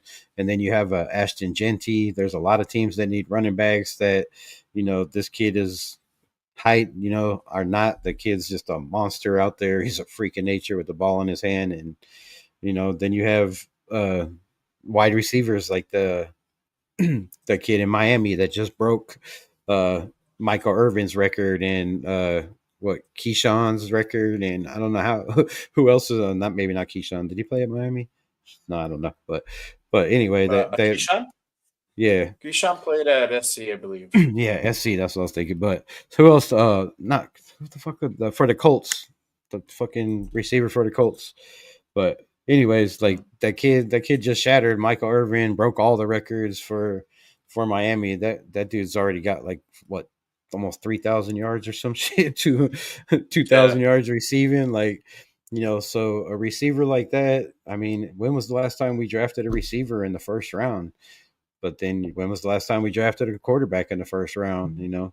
I think Jacobs was the Yeah. last decent spot, need of position at running back that we drafted, early in the first rounds. So we could use, I mean, damn, if it was me, I would try to move up to number one and get Travis Hunter. I'd be like, man, you can get a quarterback, like I said, in the later round and get a quarterback, but that dude has a potential to change the franchise instantly, like, instantly. Yeah. I mean, it's if that were to happen, if Shador and Travis get drafted together to the Raiders, I think it's gonna be fucking insanity. And I see it. The scenario probably would not happen, right? Obviously, think about it like this. I mean, how cool would it be to have a quarterback and a receiver that are already familiar that played years together and go into a system together? And they're learning it, but at the end of the day, they can go back and they know each other's timing. They know what route or how he's going to break on a certain route. That speaks dividends, and for them to go into a team together would be fucking insane. I feel like we would be contenders Yeah. at that point. If they was gonna Obviously, do, it's very unlikely to happen, but one can dream. yeah, if that's the only way that's happening is about the same scenario as us winning our next 8 games, like you'd have to trade like a Max Crosby or something to get enough first round picks to Yeah, even get there, and you'd have to be probably 1-3 or 1-4, to even have a yeah, chance to do that. I mean, there's a yeah. scenario. I mean, it could happen. There's been crazier things happen in the NFL. Like I said, Oh yeah, Houston had the 3rd pick. They traded for the 4th pick, and jumped right back up 2 picks. And look how that franchise turned around. So, it could be done. Do we have a GM that would make some crazy shit like that? I don't believe so. I don't believe Tom Telesco is that kind of guy that's willing to risk that much capital to make decisions like that. But yeah, he might not be here next year. Like you never know. We don't know if Tom Brady has as yeah. much say as everybody says, which I don't think Tom Brady's going to, because there's stipulations on his contract with Fox. Like for one, he can't have any title with the Raiders. Like there's no title. So people are saying, "Oh, he's going to be you know, manager of player personnel. He's going to be president of player personnel. He's going to be president of player operations." He can't be anything of anything unless he quits Fox. For one, he's not allowed to be in any of the games. He can't talk to other teams. He can't talk to other players. So if he can't talk to teams, he can't talk to other players. How's he going to be on the field talking to our players? Where's he going to find time between Fox, Right. between his soccer team he owns, between just doing the finances of being a minority owner, and the brand he had, the NIL brand he has, all this shit he has going on. Where is Tom Brady going to find time to be on the field to evaluate players for the Las Vegas Raiders? Like I just don't see that shit in unless he quits Fox. And Fox, already said he can't have a title. He can't do that. He can't be on the field coaching guys up. You can't be a coach. You can't be personnel. You can't be none of that. And to do that shit with any team, you have to have a title. So that's why they gave Norv, Yeah, otherwise they would have just brought in Norv Turner and said, "Hey, just hang out with Scott and, come to all the games." No, he's got to have a title in the organization to be able to do that. And Tom Brady can't have yeah, a title. So that's people, the media fluctuates shit and tries to blow shit up, but if you just do the study and do your homework and pay attention to everything, like Tom Brady is going to have a very very very small say. Like he's already been in Mark Davis's ear since he's been partners in the Aces, so he's already had the same say he's going to have now. Like now he just paid for it. He paid to have the same say. Basically, he's already buddy with them. They already talk. I'm sure he had conversations about bringing AP in. And now you have Richard Seymour in the building, and he's going to have a little bit of say. But if you go back and look at the history of the NFL, minority owners have nothing to do with roster, coaches, personnel, upper management, none of that. They don't have nothing to do with it. So, can Mark Davis grant him that? I don't know. I haven't got that far deep into it, but I think he could. I you'll think he have could to. do it, but do it under the table type thing. And It's gonna he's be like, making hey, way you know too much what? at Fox. Like he said, you're making, Yeah, $340 million at Fox. Like you're not leaving that. He wants that money to try to invest in the Raiders to get more ownership. I know his yeah. plan. I Come think on. maybe they pull a De Niro in Casino. Like they don't give him a title. They give him like a food and beverage director, advisor, or some shit. They don't give him a title, but he's secretly running the show See, behind the scenes. He's the I don't see it boss. like You know, that's tampering. Like that's tampering. You'll lose draft picks. Like, do we really want to risk that shit? like people just think like, oh, well, we can just hide out and be like, no, he's going to be behind the scenes. Like we're going to have him late night meetings in the NFL draft, scouting in the combine. Like, no, he might be able to watch tape for us. Like you can send him all the tape you want in his own time. He can watch tape and say, hey, I really like this kid. I really like this kid, which he's already doing. You know, at Fox, he's already had, you know, plenty of interviews where he's broke down what quarterbacks he thinks is going to go where, and you know what quarterbacks he likes, and he's mentioned a lot of quarterbacks, not all Shador Sanders. So, like I said, like he's making too much money at Fox to quit, and I just don't see him having as big as a part as everybody thinks. And you know, of course, they had the big whole hoopla where they brought everybody in clapping. You know, when he came in the building, Mark Davis's eyes were lit up like, you know, he just got married to his boy crush for the first time. Like, dude, we all seen all that, but that's not like he's not going to be in the building every day. He has 15 other jobs and other shit to do. So it's not Lawrence. What's good, my guy? You know, he's not going to have that much say. Like, yes, when he has time to evaluate, and I'm sure he'll have, you know, his opinion on quarterbacks without having to be on the field or be on the combine. But I just don't see him having as much say, like I said, as everybody thinks, unless something changes. Because if you read it, you can get his contract. You know, just pull it up, get his contract for Fox, and read all the stipulations, and you're like, what? What can you do? Like he's already not allowed to go to any of the Fox meetings because they talk, you know, before pre-games, they talk to the star players, the quarterbacks, and they talk to the production company. He can't do none of that shit. So like it's hard for him to do his job at Fox being a minority owner, and it's hard for him to do his job as a minority owner, which is really nothing unless, you know, Mark Davis gives him some kind of, you know, title, which you're going to have to quit at Fox. So I just don't see that being as big as, again, it's just another media thing, I think. But let's get into the chat. What else? Let's see what we got in here. All mocks got Hunter number 1. There was something I wanted to read. Oh, I saw a mock us taking Milrow at 5. That's way too soon. I mean, unless we want another Terrell Pryor, why do we want Milrow? Like, I mean, if we're just going to have him run 100-yard touchdowns, that's great. That's great. I mean, he's built for that shit. Yeah. He's, 225, 6'2". The guy's got the body for it. Like, he can take the hits. But look at his interceptions, bro. Look at his PBR. Look at his completion ratio. If you're bringing in that guy, he's sitting for 2 years minimum to even think about being ready for the NFL, in my opinion. And probably 3, you're going to do like a Jordan Love and have him, but we don't have an Aaron Rodgers for him to sit behind. So I don't see Tom Telesco being that stupid or, taking a Milrow.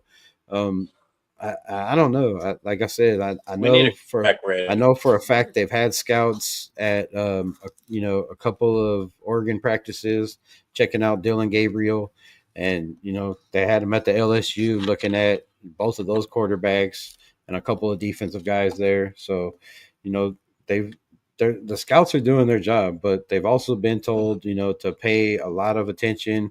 And if you read Hondo Carpenter's SI thing the other day, he said there's one of the Raiders scouts that has been watching Shador Sanders has a couple red flags already that he's seen. That he's trying to. So, I mean, I'm not really saying our scouts are that great, like because you could. I mean, look at our drafts lately, and I mean our scouts haven't really been the best. So. There's a couple of scouts that also say a couple things about Shador, but one was a former Giant scout, and look at they got Daniels over there. They're So I mean, you never know. One on the draft board now, so they're it's a little biased, I think, coming from the Giants and stuff. So I don't know. I'll take that with a grain of salt, but yeah. What did Jeff say? If we don't get under reward, we should look at edge or trade back for picks. I would see. I mean, trade. I'm down with trading back but if we're at 5 or if we stay at 5 or even 6 or 7, then no. Mm-hmm. But if we pull off a couple games and we end up, to where we're at somehow 9 or 10, somewhere in there, I mean, I would totally wouldn't mind at all falling back to like 15 and then jumping back into the first round, because if you can get 2 first round players in the NFL, the caliber of quality of a player and NFL ready is just that much higher. Like once you start falling into the second, third rounds, the quality of players just get that much smaller and smaller. Like, and yes, you could say in the last couple drafts that first, second, third round has been pretty deep, but man, if you could get 2 guys in the first round, an offense and a defensive guy, like that just set your team up for so much success when you have a Max Crosby in the building. Like if we could get one, a top 5 running back out of this draft and a quarterback and a receiver somehow in the second or third, like man, that's a success to me, because we have a young offensive line. I think we could get get rid of Whitehair and Pete, who we should have got rid of, after the first or second game, and brought in some other free agents, in my opinion. Like, those guys are just taking roster spots. Like, I don't know why they're still there, but I don't know. And when I see the more I draft linemen, you could draft linemen later in the draft, in the later rounds, there's a lot. It's like Rosengard, and there's a bunch of guys drafted, 4th, 5th that are starting, that have to. Even DJ Glaze was a 3rd round that people said was a reach. We could have gotten the 5th, but I just didn't see it lasting that long. There's no way. But the linemen were just flying off the board. Cowtown Luda, what's good, my guy? What is up? Yep. Yeah. Go ahead.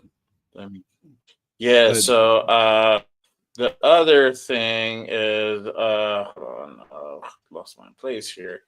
But yeah, I mean, that's the other thing. Obviously they had where do you pull up?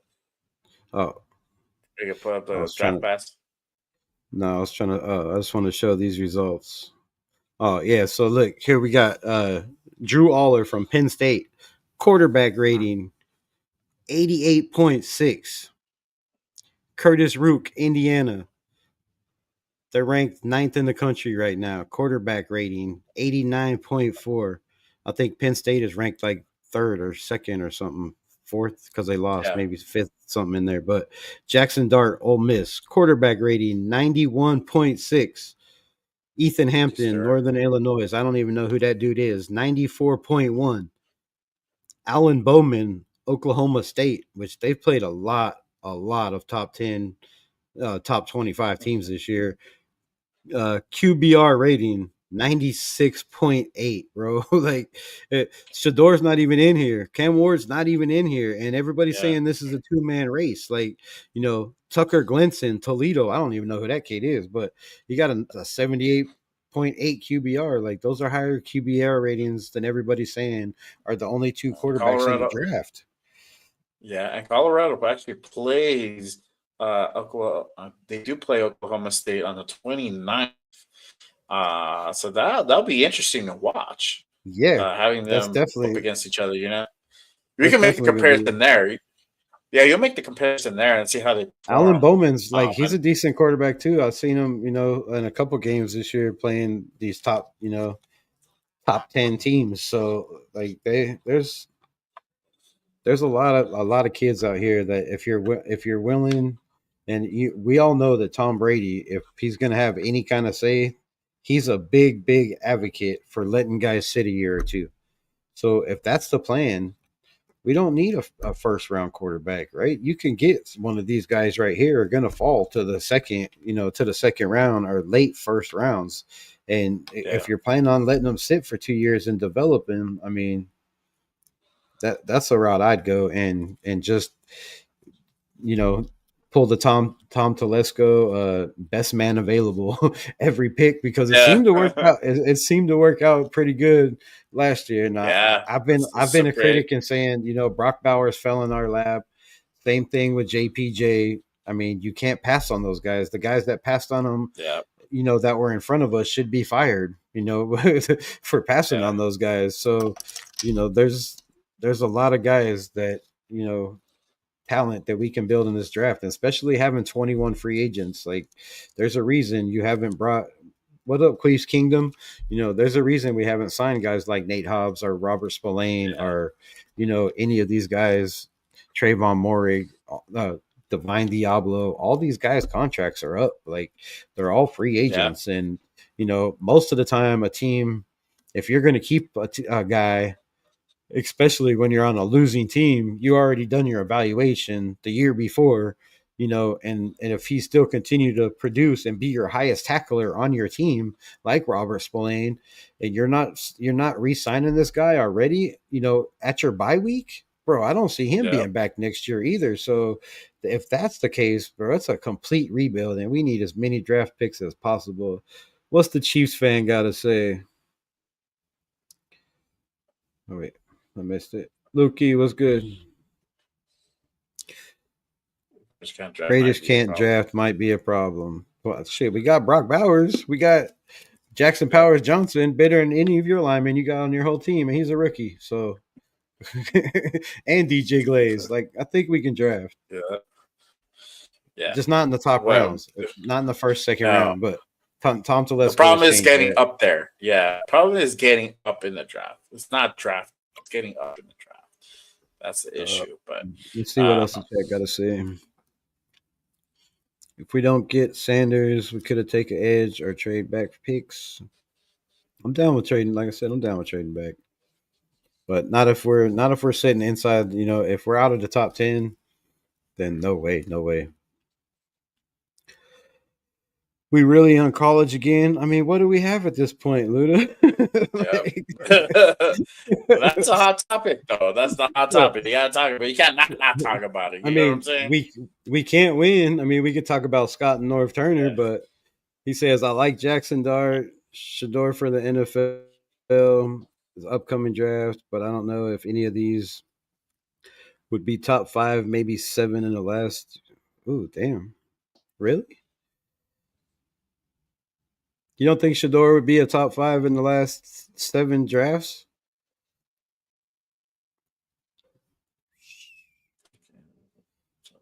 Oh, and maybe 7. Oh, 5 or 7 in last year's draft. Okay, I got you. I was gonna say in the last 7. Damn. Yeah. I was gonna say, they drafted Pickett first in one of those. But I mean, I don't know. I think Shador, everybody says, going to be the number 1 quarterback taken, but I don't see that. I see when when playoffs comes, that's when NFL players are made, right? Like, for the first time, they're going to have a 12 team playoff scenario. It's going to be the best of the best of the best. No, no crying, no. Well, this team hasn't been ranked in 35 years, and Alabama's been first for 25 years, and we're playing teams like that. Like, these guys are going to be playing top of the line defenses, and we'll see how their QBR shines, how their turnovers go. If they can pick guards apart, if they can lead guys, and it's all going to come. It's all going to come up real quick. Well, we got 3 games left in college. 2 games before the playoffs. I think it's like 2. I think it's 2. Yeah, 2. So I only saw 2 left on Colorado's schedule. Really fast. Colorado's, we can start talking about. Go ahead. Colorado's already bowl bound. They said. I don't know where. I don't know if they're going to make it into the playoffs or not. I think they might, just depending how they do in the last 2 games, because they only have 2 losses. So I'm pretty sure they'll be able to make it in. But yeah, they're already bowl eligible for sure. So we'll see what happens. But and they have I think 2 of their easiest games coming up, don't they? Like, I think they're a couple of the easiest games on the schedule. They have Oklahoma State. Like, that's last one is Oklahoma. Last one is Oklahoma. So they close out their season with Oklahoma. I left the page because I don't know off the top of my head. They play. They play Kansas. No, wait, sorry. They play Utah. They play Utah on Saturday. Oh, and Utah's got a then solid and defense. if That's gonna be tough. Utah's always got a tough defense. Like they've murdered USC the last I don't know how many years. Like USC, even when Caleb Williams was there, they killed USC. Like Utah, then yeah, they beat them. I'm a USC fan. I know, Yeah, but I'm a they. USC fan, and I know I they're mean, bad. I mean, I'm a California boy too, but I mean, come on, like Yeah, the Utah's defense, they always got a top defense and good solid players. So that's going to be a huge test for Sador this week. yeah, no, for sure. That will be, and then you got Oklahoma. So yeah, we'll see what happens with that. Um, let's see here. All right. You want to move on to the next segment? I think we can go into keys to victory for Sunday's. What are your thoughts? What do you think we got to do to pull off the dove on Sunday? I know it's a tall order, but what do you think they got to do right to make that happen? Bro, that's the easiest question I've ever been asked in my life. Like, I mean, it's simple. We have to run the ball, and you have to have attempts. Now I know they keep saying we can't run the ball. We'll throw it 40 times if we have to, if that's the case. But that's not the case. Like you just look at. It's not I mean, realistic. I know we don't have any running backs like a Saquon Barkley, but come on, man, that dude gets 25 carries and has 30 yards, right? And then his 26th carry is an 80-yard touchdown. His 27th carry is a 50-yard touchdown. His 30th carry is another 40-yard touchdown. Like, come on, you got to feed these guys the rock more than 20 times. You have to. We haven't had one single running back this year carry the ball more than 20 times in a game. Not one time. That is a huge, huge mistake for the offensive coordinator, for the run game coordinator, for the head coach to allow it, because if you're either coaching it or you're allowing it to happen, and you're doing both at this point, Antonio Pierce. So, like, if we want to win, I mean, we should have. The more film I watch, we're this close from all those games being a whole different, 100 times flip flop the other way. Us scoring 40 points and them scoring 10 or 15. If we would have just not turned the ball over and quit running the ball in Yeah, stupid scenarios, 3rd and 18, 3rd and 12, yeah, passing out, passing on 2nd and 15, like just dumb shit. We could have been in a lot of those games, and people say we're just a bad team and bad teams find a way to lose games. Yes, that's possible, but we're also a very poorly coached team any way you look at it, whether he's a rookie, whether, he hasn't had much experience, whether experience is in his ear, is just too much people telling him too many things and he can't decipher. But in my opinion, like AP's got to call, he's got to call a good game for one time. Like you got to yeah, manage the clock. You got to know when to go for it. You got to know when to not go for it. You got to know when to kick field goals, know when to not kick field goals. yeah. And until he can show that, we have a run game, we're not going to win any games. We're going to be the same Raiders, and we're just going to get fucking drugged through the mud and look like a high school team out there with a superstar, uh, defensive player that's Yeah. overrunning quarterbacks and just getting shoved around by rookie tackles over and over again. Yeah. I don't know. I don't know what they got to do something, and it comes down to coaching. We've seen spurts. We've seen so many spurts where Yeah, we we see come down flashes. Yeah. and we're hot. We come down and we score a touchdown, and we're like, "Damn, where'd that team come from? Let's go!" Fire it up. Yeah, I Yeah. got so many live play-by-plays this year where I'm like, man, the first 10 minutes of the game, I'm like, yes, we're actually, and then fuck the next drive, we're like, Crickets.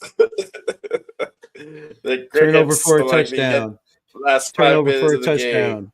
fumble for a Yeah. touchdown, interception for a touchdown. Like, man, yeah, it's very simple. If Norv Turner could just find a way to get Gardner Minshew to somehow be able to make the handoffs, not look like it's pee-wee football and everybody knows it's a handoff. Like when you're holding the Yeah. ball out, when you're holding the ball out this far, or when you got a guy next to you, right next to you, and you're hiking the ball and you turn and he runs you over, like almost every time they're handing the ball off, this guy's, Gardner's getting knocked off balance.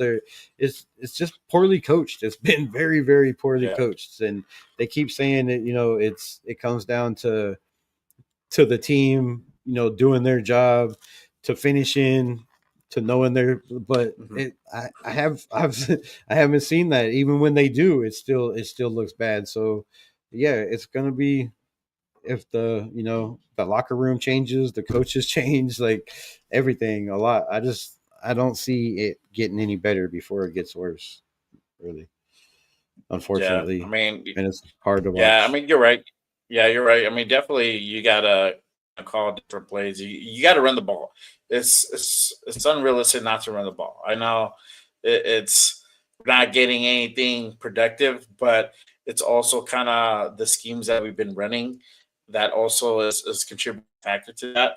But yeah, running in like fucking 2nd and 20 on a draw play or whatever, it's to try to get the yardage back. For me, honestly, I look at it as you just gave up on the play. You're just going through the motions and trying to get to the next series, right? Yeah, when you got other teams you can't operate that way. When you got other teams on the 1 yard line, on the first play throwing the ball 40 yards downfield, like, and we haven't thrown the ball 40 yards downfield one time. But you got teams that have confidence in their guys and their quarterback, and they're like, man, I don't care if we're on the 1 yard line. We're going to take a shot. And most teams, when you're backed up on the 1 yard line, what do? You run the ball, right? Try to give your team some rooms. No, I've seen a couple times this year, and it's been big plays, like, so we just don't take chances. We're too conservative, and you're playing not to lose, and you can't win games in the NFL playing not to lose. And by playing not to lose, I mean, don't take a chance. Don't turn the ball over. You can't constantly tell your quarterback not to turn the ball over and expect to win football games. Like, it just doesn't work like that. You have to have faith in your quarterback to just let him go play. But when you're constantly preaching in every press conference, keys to the game, don't turn the ball over. Don't turn the ball over.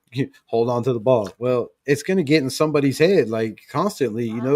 He already knows that. You shouldn't constantly have to tell your quarterback, okay, this game is going to be crucial to not turn the ball over. Like, just let the man play, right? Just give him the offense, let him go out, do his job, and try to establish the run game in the first half. I'd like to see 15, 20, 20 touches in the first half, even if it's not working. The whole point of running the ball is to wear down the defense, right? I mean, isn't that?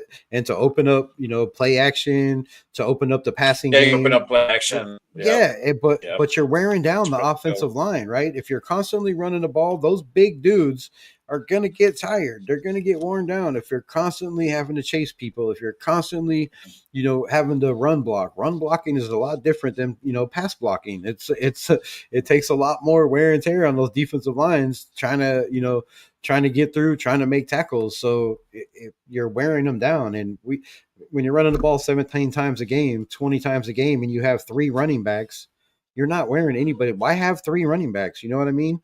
Like, their logic just doesn't make sense in the coaching. And it's AP for me. It's AP saying, well, we're trying to keep our guys healthy, so we're swapping these running backs in and out. But you're only running the fucking ball 20 times a game. How are they tired? Because they got a pass block? Like, I don't see how you could get tired running the ball 20 times a game between 3 people. People. No. Yeah, you got to have balance. You got to have balance, and you got to mix it up. You got to keep the defense guessing, and you got to adjust to the defense as well. So, because they're scouting you every play, every drive. They're adjusting themselves. So you got to do the same in return. You got to mix it up, and keep things fresh for sure. I mean, when you say turn the ball over, it's just honestly, it's just I'm not making those dumb mistakes and protecting the ball. These are just fundamental things that you do. But also, too, I think with Gardner, it's a confidence thing. I think it is. I think the confidence has just been taken out of him, and he's just like, fuck, I don't know what to do. You can see it in his face. You can see it's off the field. Poor fucking guy. He's just like fucking all defeated, and that's the confidence. He doesn't have the confidence anymore. And that's why I say, put in Ritter. Ritter is new. He has a confidence. This guy's playing for a fucking job next year with whatever team. It's not going to be us, but the next team. And so that's what he's trying to do. So he has skin in the game, if you want to say. Gardner's is like, well, I'm getting paid no matter what, whatever. I have my contract. I got that 15 mil guaranteed. Yeah, and I got next year, and then if they cut me, I still get paid. And I go somewhere else, whatever. Yeah, it's just a confidence with Gardner. See, I don't see doing film breakdowns. Like I usually do the film breakdown on Thursday nights, but I haven't been doing it because Gardner's been so bad. I just feel bad of showing how bad he is. Like, yeah, and it's not like, too many people watch my shows. Like, it's not like I'm getting, 20,000 views or, fucking 500 views for that matter. So it's not like it's getting blasted to the nation, but man, I just started feeling bad because it's so ugly. Yeah. Like, it's just so bad. And when you're constantly running into sacks, like I don't know what he has, but like almost 20 sacks this year. And I guarantee you 90% of them are him panicking before the pocket collapses. So that's, I don't know if it's, a confidence thing. To me, it's just like, and when you are running, you're supposed to be a mobile quarterback. That's why we brought him in. His eyes are never downfield. You start he doesn't running, push up on the pocket. He doesn't push up on the pocket. Yeah, I don't know if you noticed that. He doesn't push up on it, and he panics and tries to roll out of the pocket before it collapses, and he runs himself into sacks. Like, the guys are being blocked. The defensive ends are being blocked, and when you roll out of the pocket, all that guy's got to do is be like, "Oh man, I just got," because the offensive line has his back to him. So he can't see you where you're going, and the defensive line can, and he runs himself into sacks constantly. And, I was making videos on it, but every week it was the same thing, and I felt like a broken record. I was like, I don't know how they don't see that this guy is just, his pocket awareness is horrible. Like, it's very, very bad. There's a reason he's always in the shotgun. He's 6'1", can't really see over these, 6'7", 6'8" offensive linemen we got, and 6'8" defensive linemen. So that's why you don't hardly see him under center. And most of his game, if you watch the Colts, or if you watch him even as a rookie in Jacksonville, or if you go back and watch him at Mississippi State, all of his game, 90% of it was rolling out of the pocket, throwing on the run. And we didn't do that very much, and when we do, he can't complete the passes. I don't know what happened to this guy. It's like he just I don't know. He went from 26 to like 36 in a off season. Yeah, no, for sure. I mean, the little, I'll talk about Ritter a little bit, but what I saw from Ritter, I mean, he didn't look half bad, and his rollout was more impressive than Gardner's, and he actually pushed up on the pocket the last game with Cincinnati. So, he had I don't mean to cut you off, but he had that rollout for the touchdown for Brock Bowers. I thought was the best pass out of any of our quarterbacks have thrown all year. Like, that rollout wasn't the prettiest pass, but it made it to Brock. He led the receiver, he threw him open. So, he threw the ball way before he was coming. So that was one of the cleanest passes I've seen. And for me, if I was a coach, I'd be like, just seeing that one play shows what he can do. And I mean, I don't know, like I would have went with him, but like I said, more than likely, if, I don't know with Aiden coming back, but I don't know. Maybe he'll come in. Maybe Gardner is going to be the same Gardner, but I just don't. If they're trying to build his confidence, I'm sorry, I didn't mean to cut you off, but if they're trying to build his confidence, I just don't see Ritter getting in the game, and it sucks because why bring him in? Like, he showed flashes. Yeah, I don't know. That's going to be the question. It just depends on this gameplay on Sunday. I think the Chiefs game. that's where he looked better than almost all of his games, except for like the Baltimore game. So I hope maybe he has another game like that. I think he only had the one over, which was the fumble. And he finally pushed up on the pocket. And he fucking fumbled it, barely got touched. So I don't know, but yeah, I hope he does have a better game. Especially if we're trying to win games. Obviously on the defensive side, got to put pressure to Tua, especially him being mobile. I think he can hold him. I don't think he can stop him, but I think he can tame him. So that's going to be interesting how that matchup goes. And, hopefully Jack Jones has another, productive game. He's coming alive little by little. He was fucking quiet for most of the season, and he had that pick I don't know six. about productive. That pick six was about the only productive. His QBR rating's 130 right now. Opposing quarterbacks of Jack Jones is 130. That is absolutely ridiculous. He's making every quarterback he's played against look like Tom Brady. Mm-hmm. Oh yeah. So I don't know. Obviously, Paul Mal's doing his thing, and Spillane's doing his thing too. So maybe those guys step up on Sunday too and make big plays. Morig, I don't know. Is Morig injured? I don't know. I thought he got injured the last game. I think he's good. He wasn't any on any of the list. He was okay. I think it was right. because Nate Hobbs. I know got the ankle. Oh, it was Nate Hobbs. My bad. Yeah, it was Nate Hobbs. Hobbs got the ankle. Hobbs got the ankle. So let's see if Hobbs comes back. I don't know. I haven't checked I think did the injury report come out today or tomorrow? There was one out today. Let me see. I'll just pull it up on my phone real quick because I have it here, I think.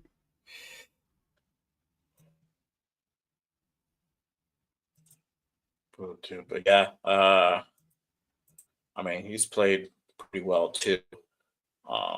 Devon Diablo has stepped up the last few games too. Devon Diablo, but his tackling, man, his tackling is just. He's the best linebacker we have in coverage, but when it comes to tackling, man, his wrap ups is bad. So, what do we got for? All right, so you got Jacorian Bennett, full practice. Harrison Bryant, limited practice. Max, full practice. Nate Hobbs did not practice. Andre James, DNP. Michael Meyer, full. Jacoby Myers, full. Colton Miller, limited practice. Parham, full. Andres Pete, full. Robert Spillane, full. And Cody Whitehair did not practice. Mm-hmm. The Dolphins have a whole shit list of, man. They have Terry Armstead didn't practice. Calais Campbell didn't practice. Kendall Fuller did not practice. That's huge. Tyreek Hill, that don't matter because he's going to be out there anyway. And who else? And Jack Stoll. So, man, they got 4 or 5 people that didn't practice on their side. That Kendall Fuller, that's going to be huge because that's one of their top corners. So that'll definitely help us out. Hopefully we can get the Brock Bowers more passes in the red zone, man. Another thing, I didn't mean to cut you off when you were talking about Ritter and lose what you were saying, but I like the fact that, Ritter, when we got to the 20-yard line, his first pass was to Brock Bowers in the end zone. They didn't wait till we got to the 1-yard line where we can't do shit because the closer you get to the end zone, the easier it is for defenses. And I don't know why AP doesn't understand that and why Luke Getsy didn't understand that. Like, we'd get to the 30, we'd get to the 20, the 15, and we would not take any damn chances to the end zone. We would not throw the ball to the end zone. Like, we continue to run. And, these little short dumps or screen plays or fucking reverses or just dumb plays. Like, I don't know why we don't take shots. So I know Norv Turner from me being almost 50. I watched I watched a lot of football, so I was around, definitely when he was coaching the Raiders, and before that when he was coaching the Cowboys and the Redskins and Yeah. all that shit. So I've seen a lot of Norv Turner football, and I know he likes to run the hell out of the ball, and they're gonna run power if they can change the scheme and change with the offensive line. And I'm sure they're trying to do that and mix it up, because if we can go to power, Zeus did a hell of a Oh lot yeah. better last year in power. So if we can go to power scheme or power zone scheme, it's definitely going to help this run game, and that's that's going to be key to victory, definitely, or chances of Yeah, victory. yeah. So. You could tell. I mean, from last year to this year, just what fucking Getty was running, it just was not. It's not working. It wasn't working, and so maybe they change that scheme and it opens up the lanes and stuff. But yeah, getting Brock involved is going to be key as always. I mean, shit, he's our number one receiver right now, next to Myers. With You can 2 utilize touchdowns, him. that's He's so there. sad. That's Yeah. so sad. Yeah, with 2 touchdowns. He's putting up all these fucking rookie numbers. He's on pace to be rookie of the year, and he only has 2 touchdowns. And they don't reward him, That's sick. But let me take a minute. Shout out to the 8 people in the chat. Shout out to the special guest Jay Raider. Go check out his shit if you're not already haven't. Yeah. Subscribe to his channel. Just Raiders podcast. We kind of started out a little rough today. Like, he was just popped in the last second, so I didn't get to introduce anybody. But man, appreciate y'all. Go check out his channel. Like, subscribe, show him love. But yeah, man, go ahead. Yeah. So now for sure, check it out. Just Raiders Baby podcast. I'm on every week, and I'm about to post up reels shorts too. So make sure you guys check those out. They're fucking hilarious. But yeah, I'm on every week, and then obviously doing the show today.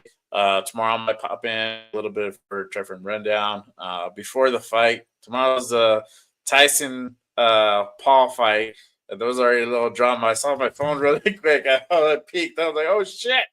There's some drama going down the weigh-in. So should be interesting. But I definitely want to check it out, especially since you don't have to fucking pay for it or you have the fucking subscriptions. I'm definitely checking that out. We have a little thing here at the house. So. Let's go on let's switch up a little bit, since that fight's tomorrow. I don't know if you watch UFC, but I am a big UFC fan. Bone Jones coming back for his first fight. A little bit. Give me predictions on that, and let me know your predictions on the Tyson fight. Bro, I know this. So nobody knows this. I have my personal private Instagram account. That's Joe Golden Joe _ MMA. So I trained and then I don't look like it no more, but I trained at one point for MMA to train professionally. So I know my MMA for sure. And obviously I live in Albuquerque, so I am in the MMA capital of the world, or used to be the MMA capital of the world. So I was out here training for many years and met and bumped into John plenty of times. I mean, John's on a fucking hot streak. He is considered the best fighter, period. He's undefeated, right? He only has that one bullshit DQ because of the 12 rule. And he's fighting Stipe Miocic, and Stipe hasn't fought in a while. I mean, so hasn't John, but Stipe hasn't fought longer. And going into a championship fight, after not fighting for like 2 or 3 years, I think he's taking a 2 or 3 year layoff. He's gonna have ring rust. I think just the ring. Who's gonna have the worst ring rust? And I think it's gonna be Stipe. John. When was the last time John fought? John fought last year, right?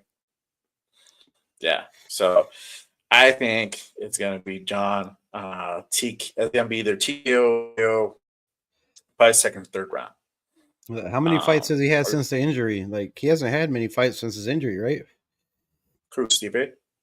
Jones. Jones. He fought.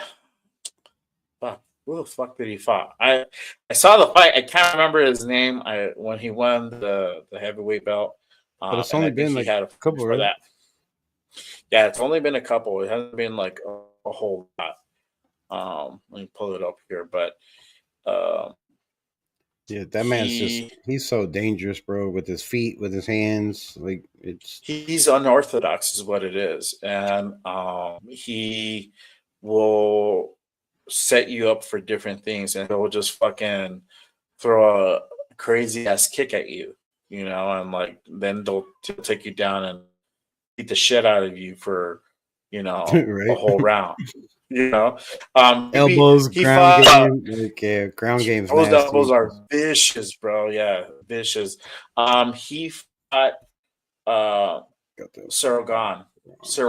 Yeah, that's who he fought back last year. And then before that, he fought Dominic Reyes, but that wasn't until 2020. So he had he's had gaps, right? So I mean, I don't know. Let me see Stipe. Stipe hasn't fought in a while too. Stipe fought Ngannou in 2021, and then before that, he beat Cormier in 2020. So they haven't fought in a while. Yeah, neither one of them. So they got No. they're gonna be a little bit of rust. They're definitely gonna be rust, but who's gonna have the worst rust? Is it gonna be Stipe or is it gonna be John? I don't think it's gonna be John. I got John Jones 100%. Like I think it's not, that dude's he's just when he's on, he's unbeatable. Like it's very, very, very hard to beat that man.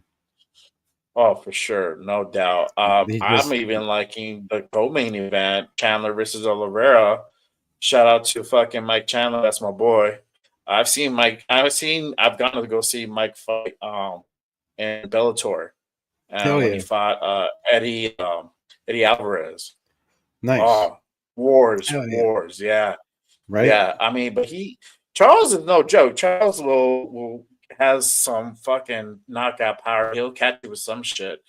But out of that chrome, I don't know. I think Mike takes it. I think he'll this thing and he can either catch this guy or he'll do some ground pound and TKO. Who else is in this card? I haven't even looked at the card. I used to be really into UFC. I've taken a little step back, but I still watch all the pay-per-views. But Bo Nickel versus Paul Craig, that's an interesting fight. Bo Nickel's yeah, he's actually undefeated. He's 6-0. So they got that's gonna be a damn good fight. Females. Yeah, I get the women flyweight. Viviana Araújo versus Caroline Silva. I don't know. I've seen Silva fight. She's pretty good. I see her. I'm not too much into the Brazilians, but they're when they're good, they're good. I think, and then there's a catchweight, Mauricio Ruffy. I don't know who these guys are.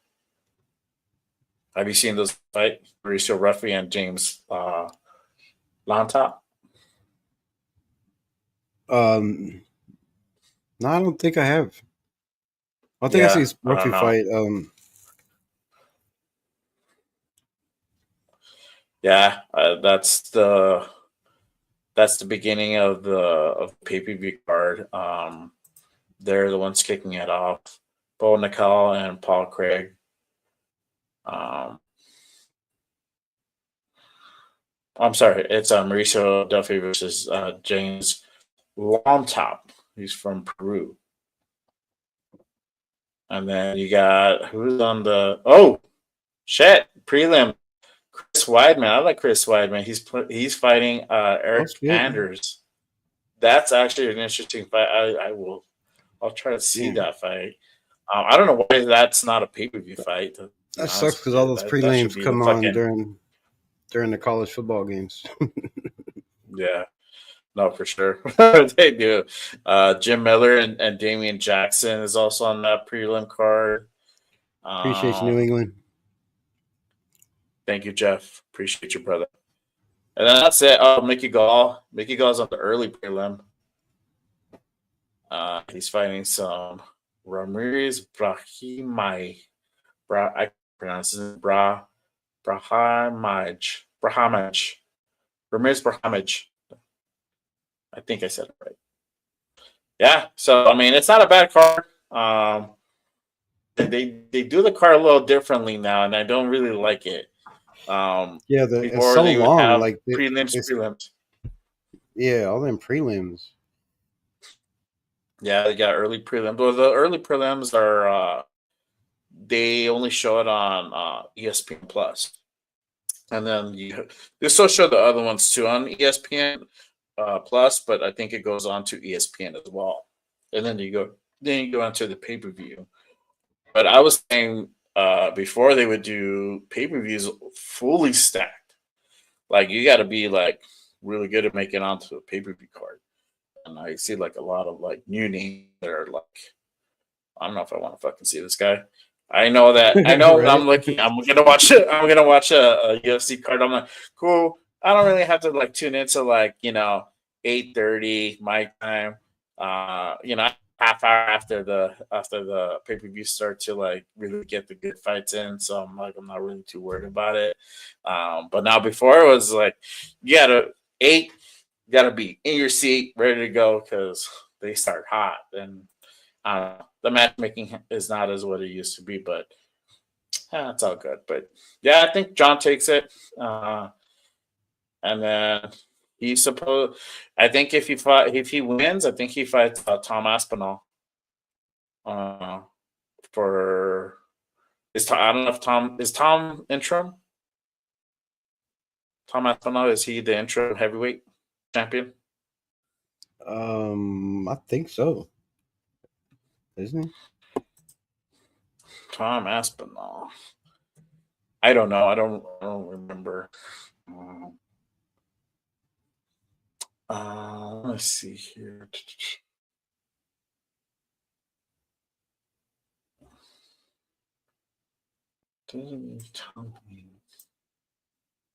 Tom Aspinall. Come on. Stats.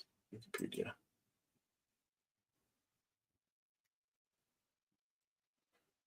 Oh, he is the current. He's interim. Yeah. He is the interim heavyweight. So, yeah, if John wins, he's going to fight Tom for the unification fight. That'll be fucking sick. Tom is fucking good, man. He'd be fucking I think all those fights are going to be super good fights, but I can't. So, what do you think about Tyson? Tyson Paul. Jake Paul. Man, I mean, I was going into these fucking type of fights saying, hey, you know what? I hope he'll get fucking his ass beat, and it never fucking happens. So I'm not gonna say that this time. Raiders down yonder. Yeah, me too. I hope, but it ain't gonna happen. Watch. Tyson's probably gonna lose. I don't want him to lose, but I think just the way that shit always plays out for Jake Paul will win. And he probably already has that shit set up. The only way Tyson loses if it's set up and it's fixed, and they already knew that shit, and it's just a publicity stunt. Because, man, like, I'm 49 years old. I've seen Mike Tyson fight since he was, when he was young, when he was in Golden Gloves and when he was Olympic shit, trying to get, so 20 years old and heavyweight champion. That man is an absolute beast. Ever has hit as hard as that guy. Nobody's been as fast and as strong as that guy. And he looks now like he did when he was 25 years old. And Jake Paul, if he gets hit one time by that dude, he's gonna wish he never got in the ring. And it's all if he just he's gonna run from him. I guarantee you, he's gonna run. He's gonna have his hands like this the whole entire time. And Definitely. Because he's not built like that. There's no way Jake Paul is built like that. And if he does take shots from Mike Tyson and stands, then I'll come back on here and I'll apologize and say Jake Paul is that dude. But bro, that Yeah. dude he's folding like a fucking lawn chair when he gets hit by Mike Tyson. Yeah. Like that dude has dropped Yeah. guys like Buster Douglas. I mean, Evander Holyfield. Like, come on, this dude has put a hurting on some of the greats. Like, there's no way this kid has a chance to even stand in the ring and take anything he has, even at his age. Like the way he uses his hips and his whole entire body to throw punches is just absolutely insane, dude. Mike Tyson is just that dude he's nasty, and I think it's even funnier that Jake Paul went and bought what they say, a $7 million earpiece, diamond plated earpiece, the ear cover or whatever, to put over his ear. Like, come on, bro. You're just you don't wake up a sleeping giant and you don't piss off a sleeping beast. Like, and he already pissed off Mike Tyson, and this dude is coming for blood. And come on, we seen what he did to Evander Holyfield's ear when he gets angry. Like, but the fact that they made it to his advantage, and they said it was a disadvantage, because of his age, they tried to make it 2-minute rounds. And I think that plays into Mike Tyson, because Mike Tyson can go out there and beat Mike Tyson for 2 minutes at his age. I guarantee you, for 8 rounds, dude, this guy is in for a world of shit. Like, there's no way it's gonna be a shit show of him running for his life. Watch. If he does stand in there and try to throw punches with them, dude, kudos to him for being that stupid. But his parents might see that dude in the hospital next time, because, man, like Mike Tyson it's ridiculous. If he just lands one of those uppercuts, bro, it's over for Jake Paul. It's night time. He still has it. He still has it at his age. I saw a clip of him training for the fight a month ago. Yeah, man, he's fucking still just, bro. Like, it looks like he hasn't missed a step. Yeah, he hasn't missed a step. He's like 58. I don't even know how fucking old he is. Dude is 60 years old. He should not be that fast. It should be illegal for him to be that fast. Like, they should. They should. I know his hands are already registered as lethal weapons. They have to be, because he's a boxer, and he's 58. He's 58 my stepdad, years old. My stepdad fought Golden Gloves.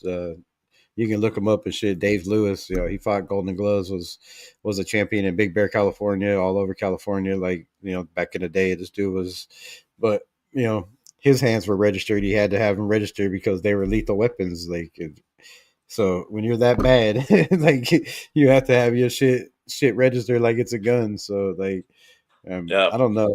From what I've seen of Jake Paul, like, bro, I just don't see that dude. I don't even know why you would attempt to get in the ring, even with Mike Tyson being pushing 60. Like, it's 8 rounds, it's 2 minutes. You get a minute or two in between rounds. Like, come on, that plays right in. He can go in and just throw punches, but he doesn't. He's not wild. He's very precise and cerebral with his punches. Like, he's he calculates every little step, every little punch he throws. He doesn't waste energy. Like, it's bad. It's bad. I've only seen Mike Tyson one bad fight or 2 bad fights, and one was Lennox Lewis, because Lennox Lewis was 6'8" and had a 20-inch reach on him, and he just couldn't get inside. And then, Evander Holyfield, every time he tried to go throw a punch, Evander would just step in with a head and headbutt him. So, other than those 2 fights, like, Mike Tyson had never, he never been whooped in his life. It's gonna be the craziest shit. Like, it's gonna be a fun 30 minutes. It ain't even gonna be that long. 20 minutes.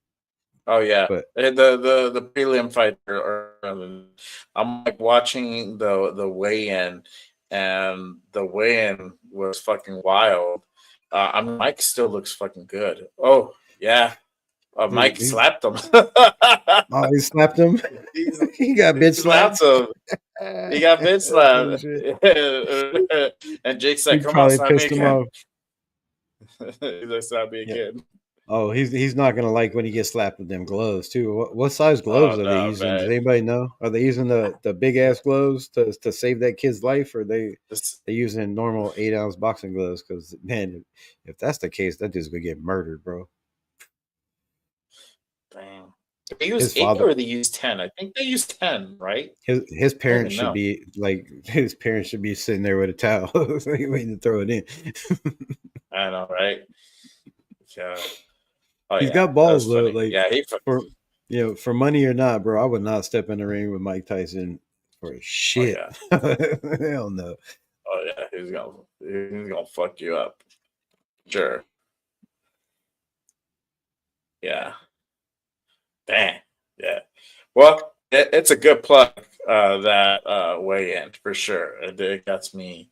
It gets me intrigued. I'm excited about tomorrow. So yeah, Oh for yeah, sure. tomorrow's gonna be a damn good fight, and Sunday's gonna be hopefully a damn good game, man. Like Yep. we need something just to go our way, and I talked about it, which I'm not even gonna talk about my prediction for the season because I was not even in the ballpark, but I thought this was gonna be our hardest stretch. We come off that Bengals Yep. game, we get the bye, we go all the way to Miami, then we fly to Denver, or we come back home. Did we play in Denver or what? Either one, but we played Denver, right? No, no, we already planned it. I went to that game. No, they play in 2 weeks. Yeah, Never or next week. I don't even know. I'm already lost next my. week, so we got to go. Next week.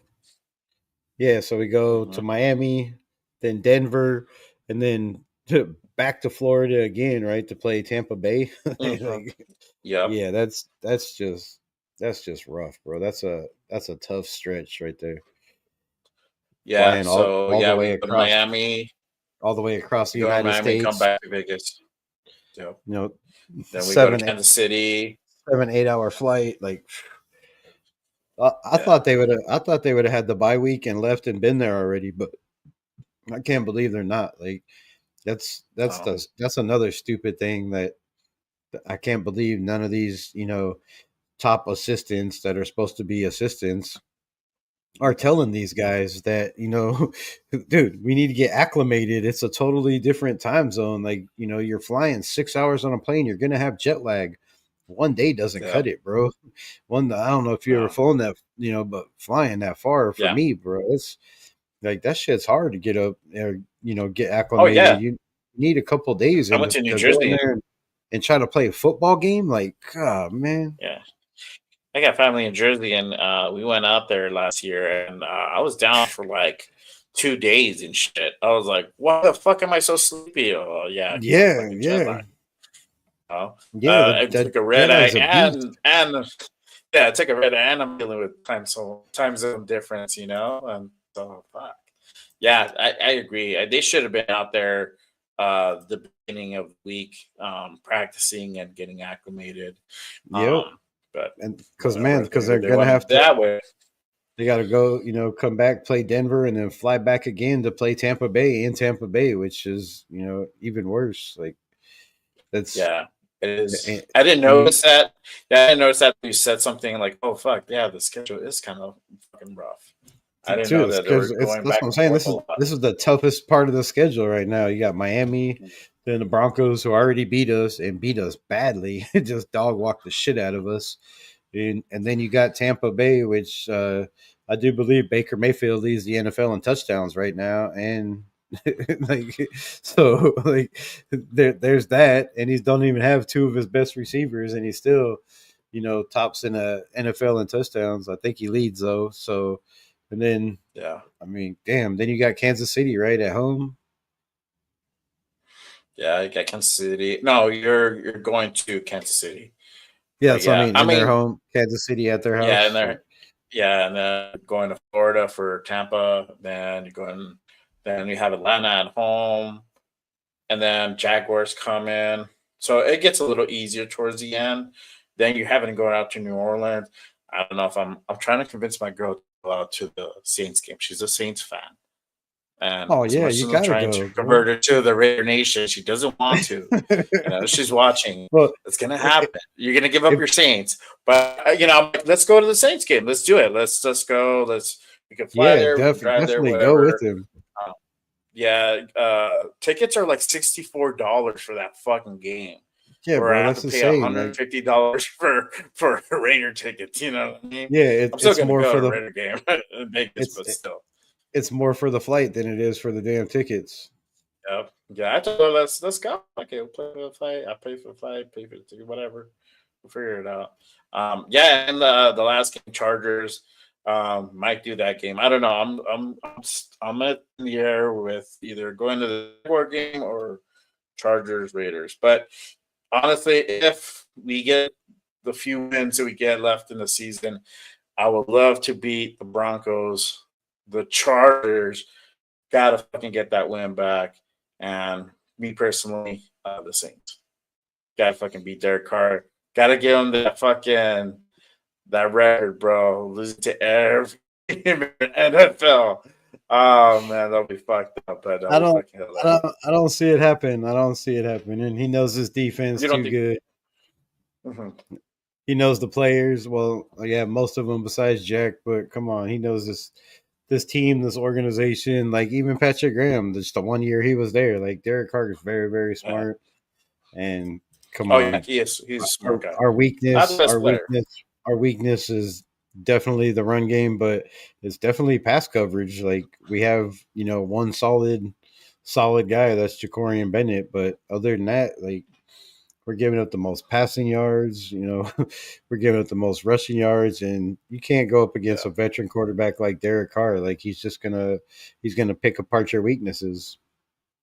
hmm Yeah, no, for sure. Especially knowing Max Crosby and knowing his tendencies and a lot of these guys, Nate Hobbs, like he knows a lot of this team. He knows a lot of these. He practiced against a lot of these guys for a long time, so Yeah, that's gonna be for it's gonna years. be a Yeah, hell of a correct. game. Like Yeah, I it'll be can't I very can't wait interesting for for that game. sure. Yeah, I'm trying to convince her to do a podcast, a special podcast, me and her, for that Yeah, game. It'll be that, fun. Talk some fucking right, shit with your spouse. right. A But Saints yeah, all fan. right, man. But Yeah, she if is a Saints fan. I'm trying to if you're convert trying her, so we'll if you're see. trying to convert her, don't take her to the Raiders Saints game because if we lose, she's gonna be like, "I'm staying a Saints fan." Oh, bro, like no, the first year that we were going out, we went to go watch the first Raiders Saints game, the one that we got fucking blown out on and got our asses handed to us.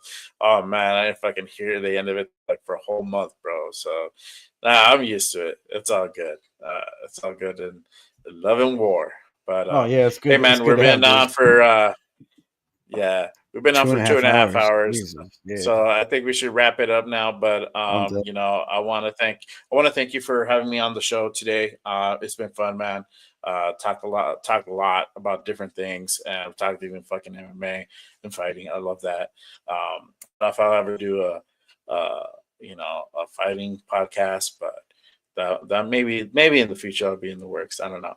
But Hell yeah. yeah, man, definitely. If you guys don't know, Jake Paul, Mike Tyson fight tomorrow on Netflix. That's just going to be entertaining, even if you guys don't really care for it. It's going to be entertaining. It's going to be fucking fun.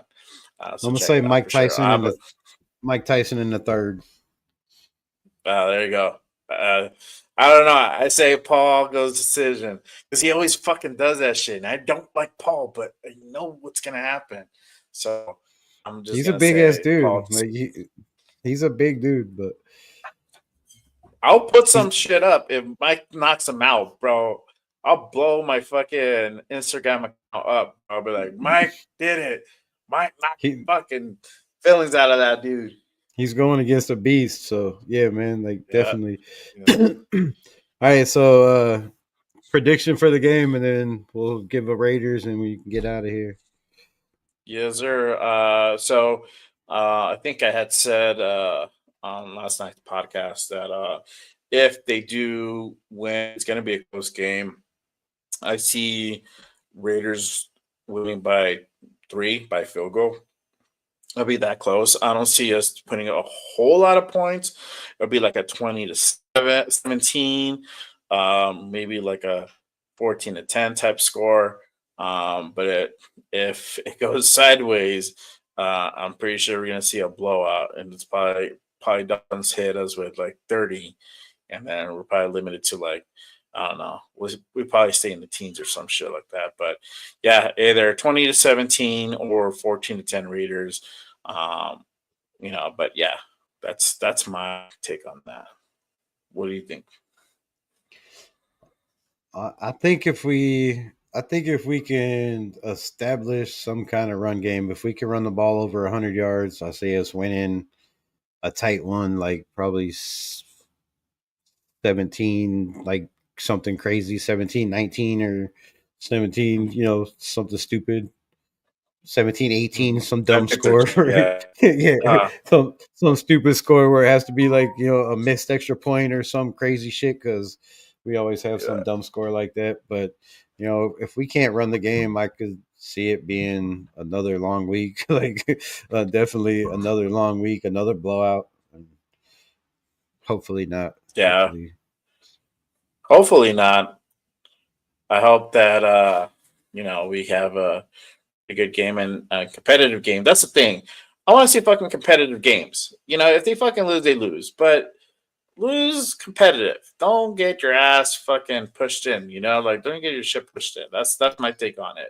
Don't get blown out, or don't play so bad where it's just we're like a fucking laughing stock. If we lose by like 3 points, a touchdown, but we hard and we competitive and we limited the mistakes, I could take that. I could take that L all day. But when we lose, we play crappy. That's another story. So, right, like AP said, it's got to look right, it's got to sound right, and it's got to feel right. Like, and if you can do all those things and lose, then it doesn't feel as bad.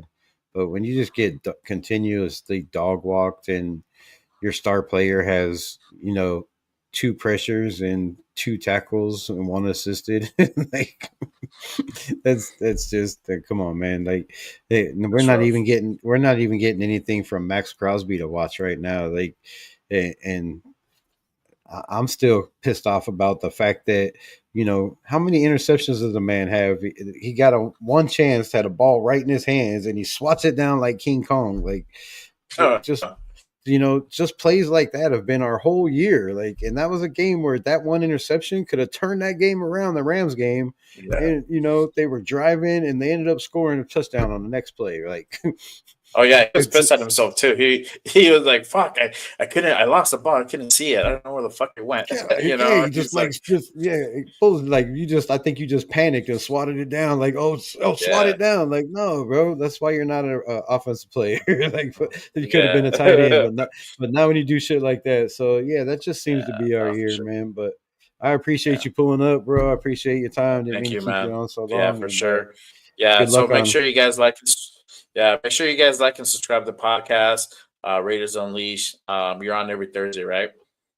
I usually go on Monday and Thursday, but I'm trying to get more consistent and do it more. Like, I usually do a Monday night scrutiny. Anytime you want to come on that too. After the game on Monday night, so Monday night scrutiny after after Monday Night Football, I usually come on, and Thursday nights. Yeah.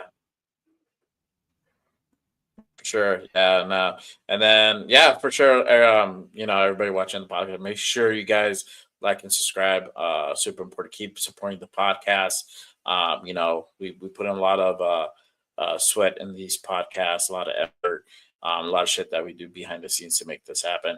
And then obviously check out my podcast. I'm on every week. I don't have a set schedule yet. I'm probably going to be shooting for Wednesdays where I do my flagship show. And then just doing live shows here and there.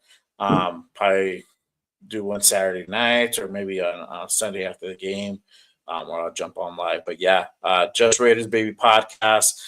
Also, like and subscribe. Got a lot of shorts that come out on there. They're fucking hilarious. It's always good to laugh at yourself, especially when you have a fucking losing season like we do. So, yeah. Definitely. But thank you guys so much for joining us tonight. It's been fun. I hope you guys had fun too.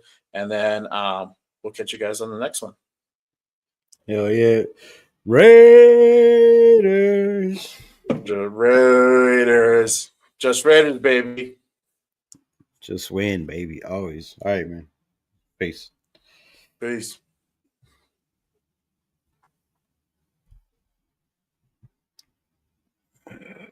shit.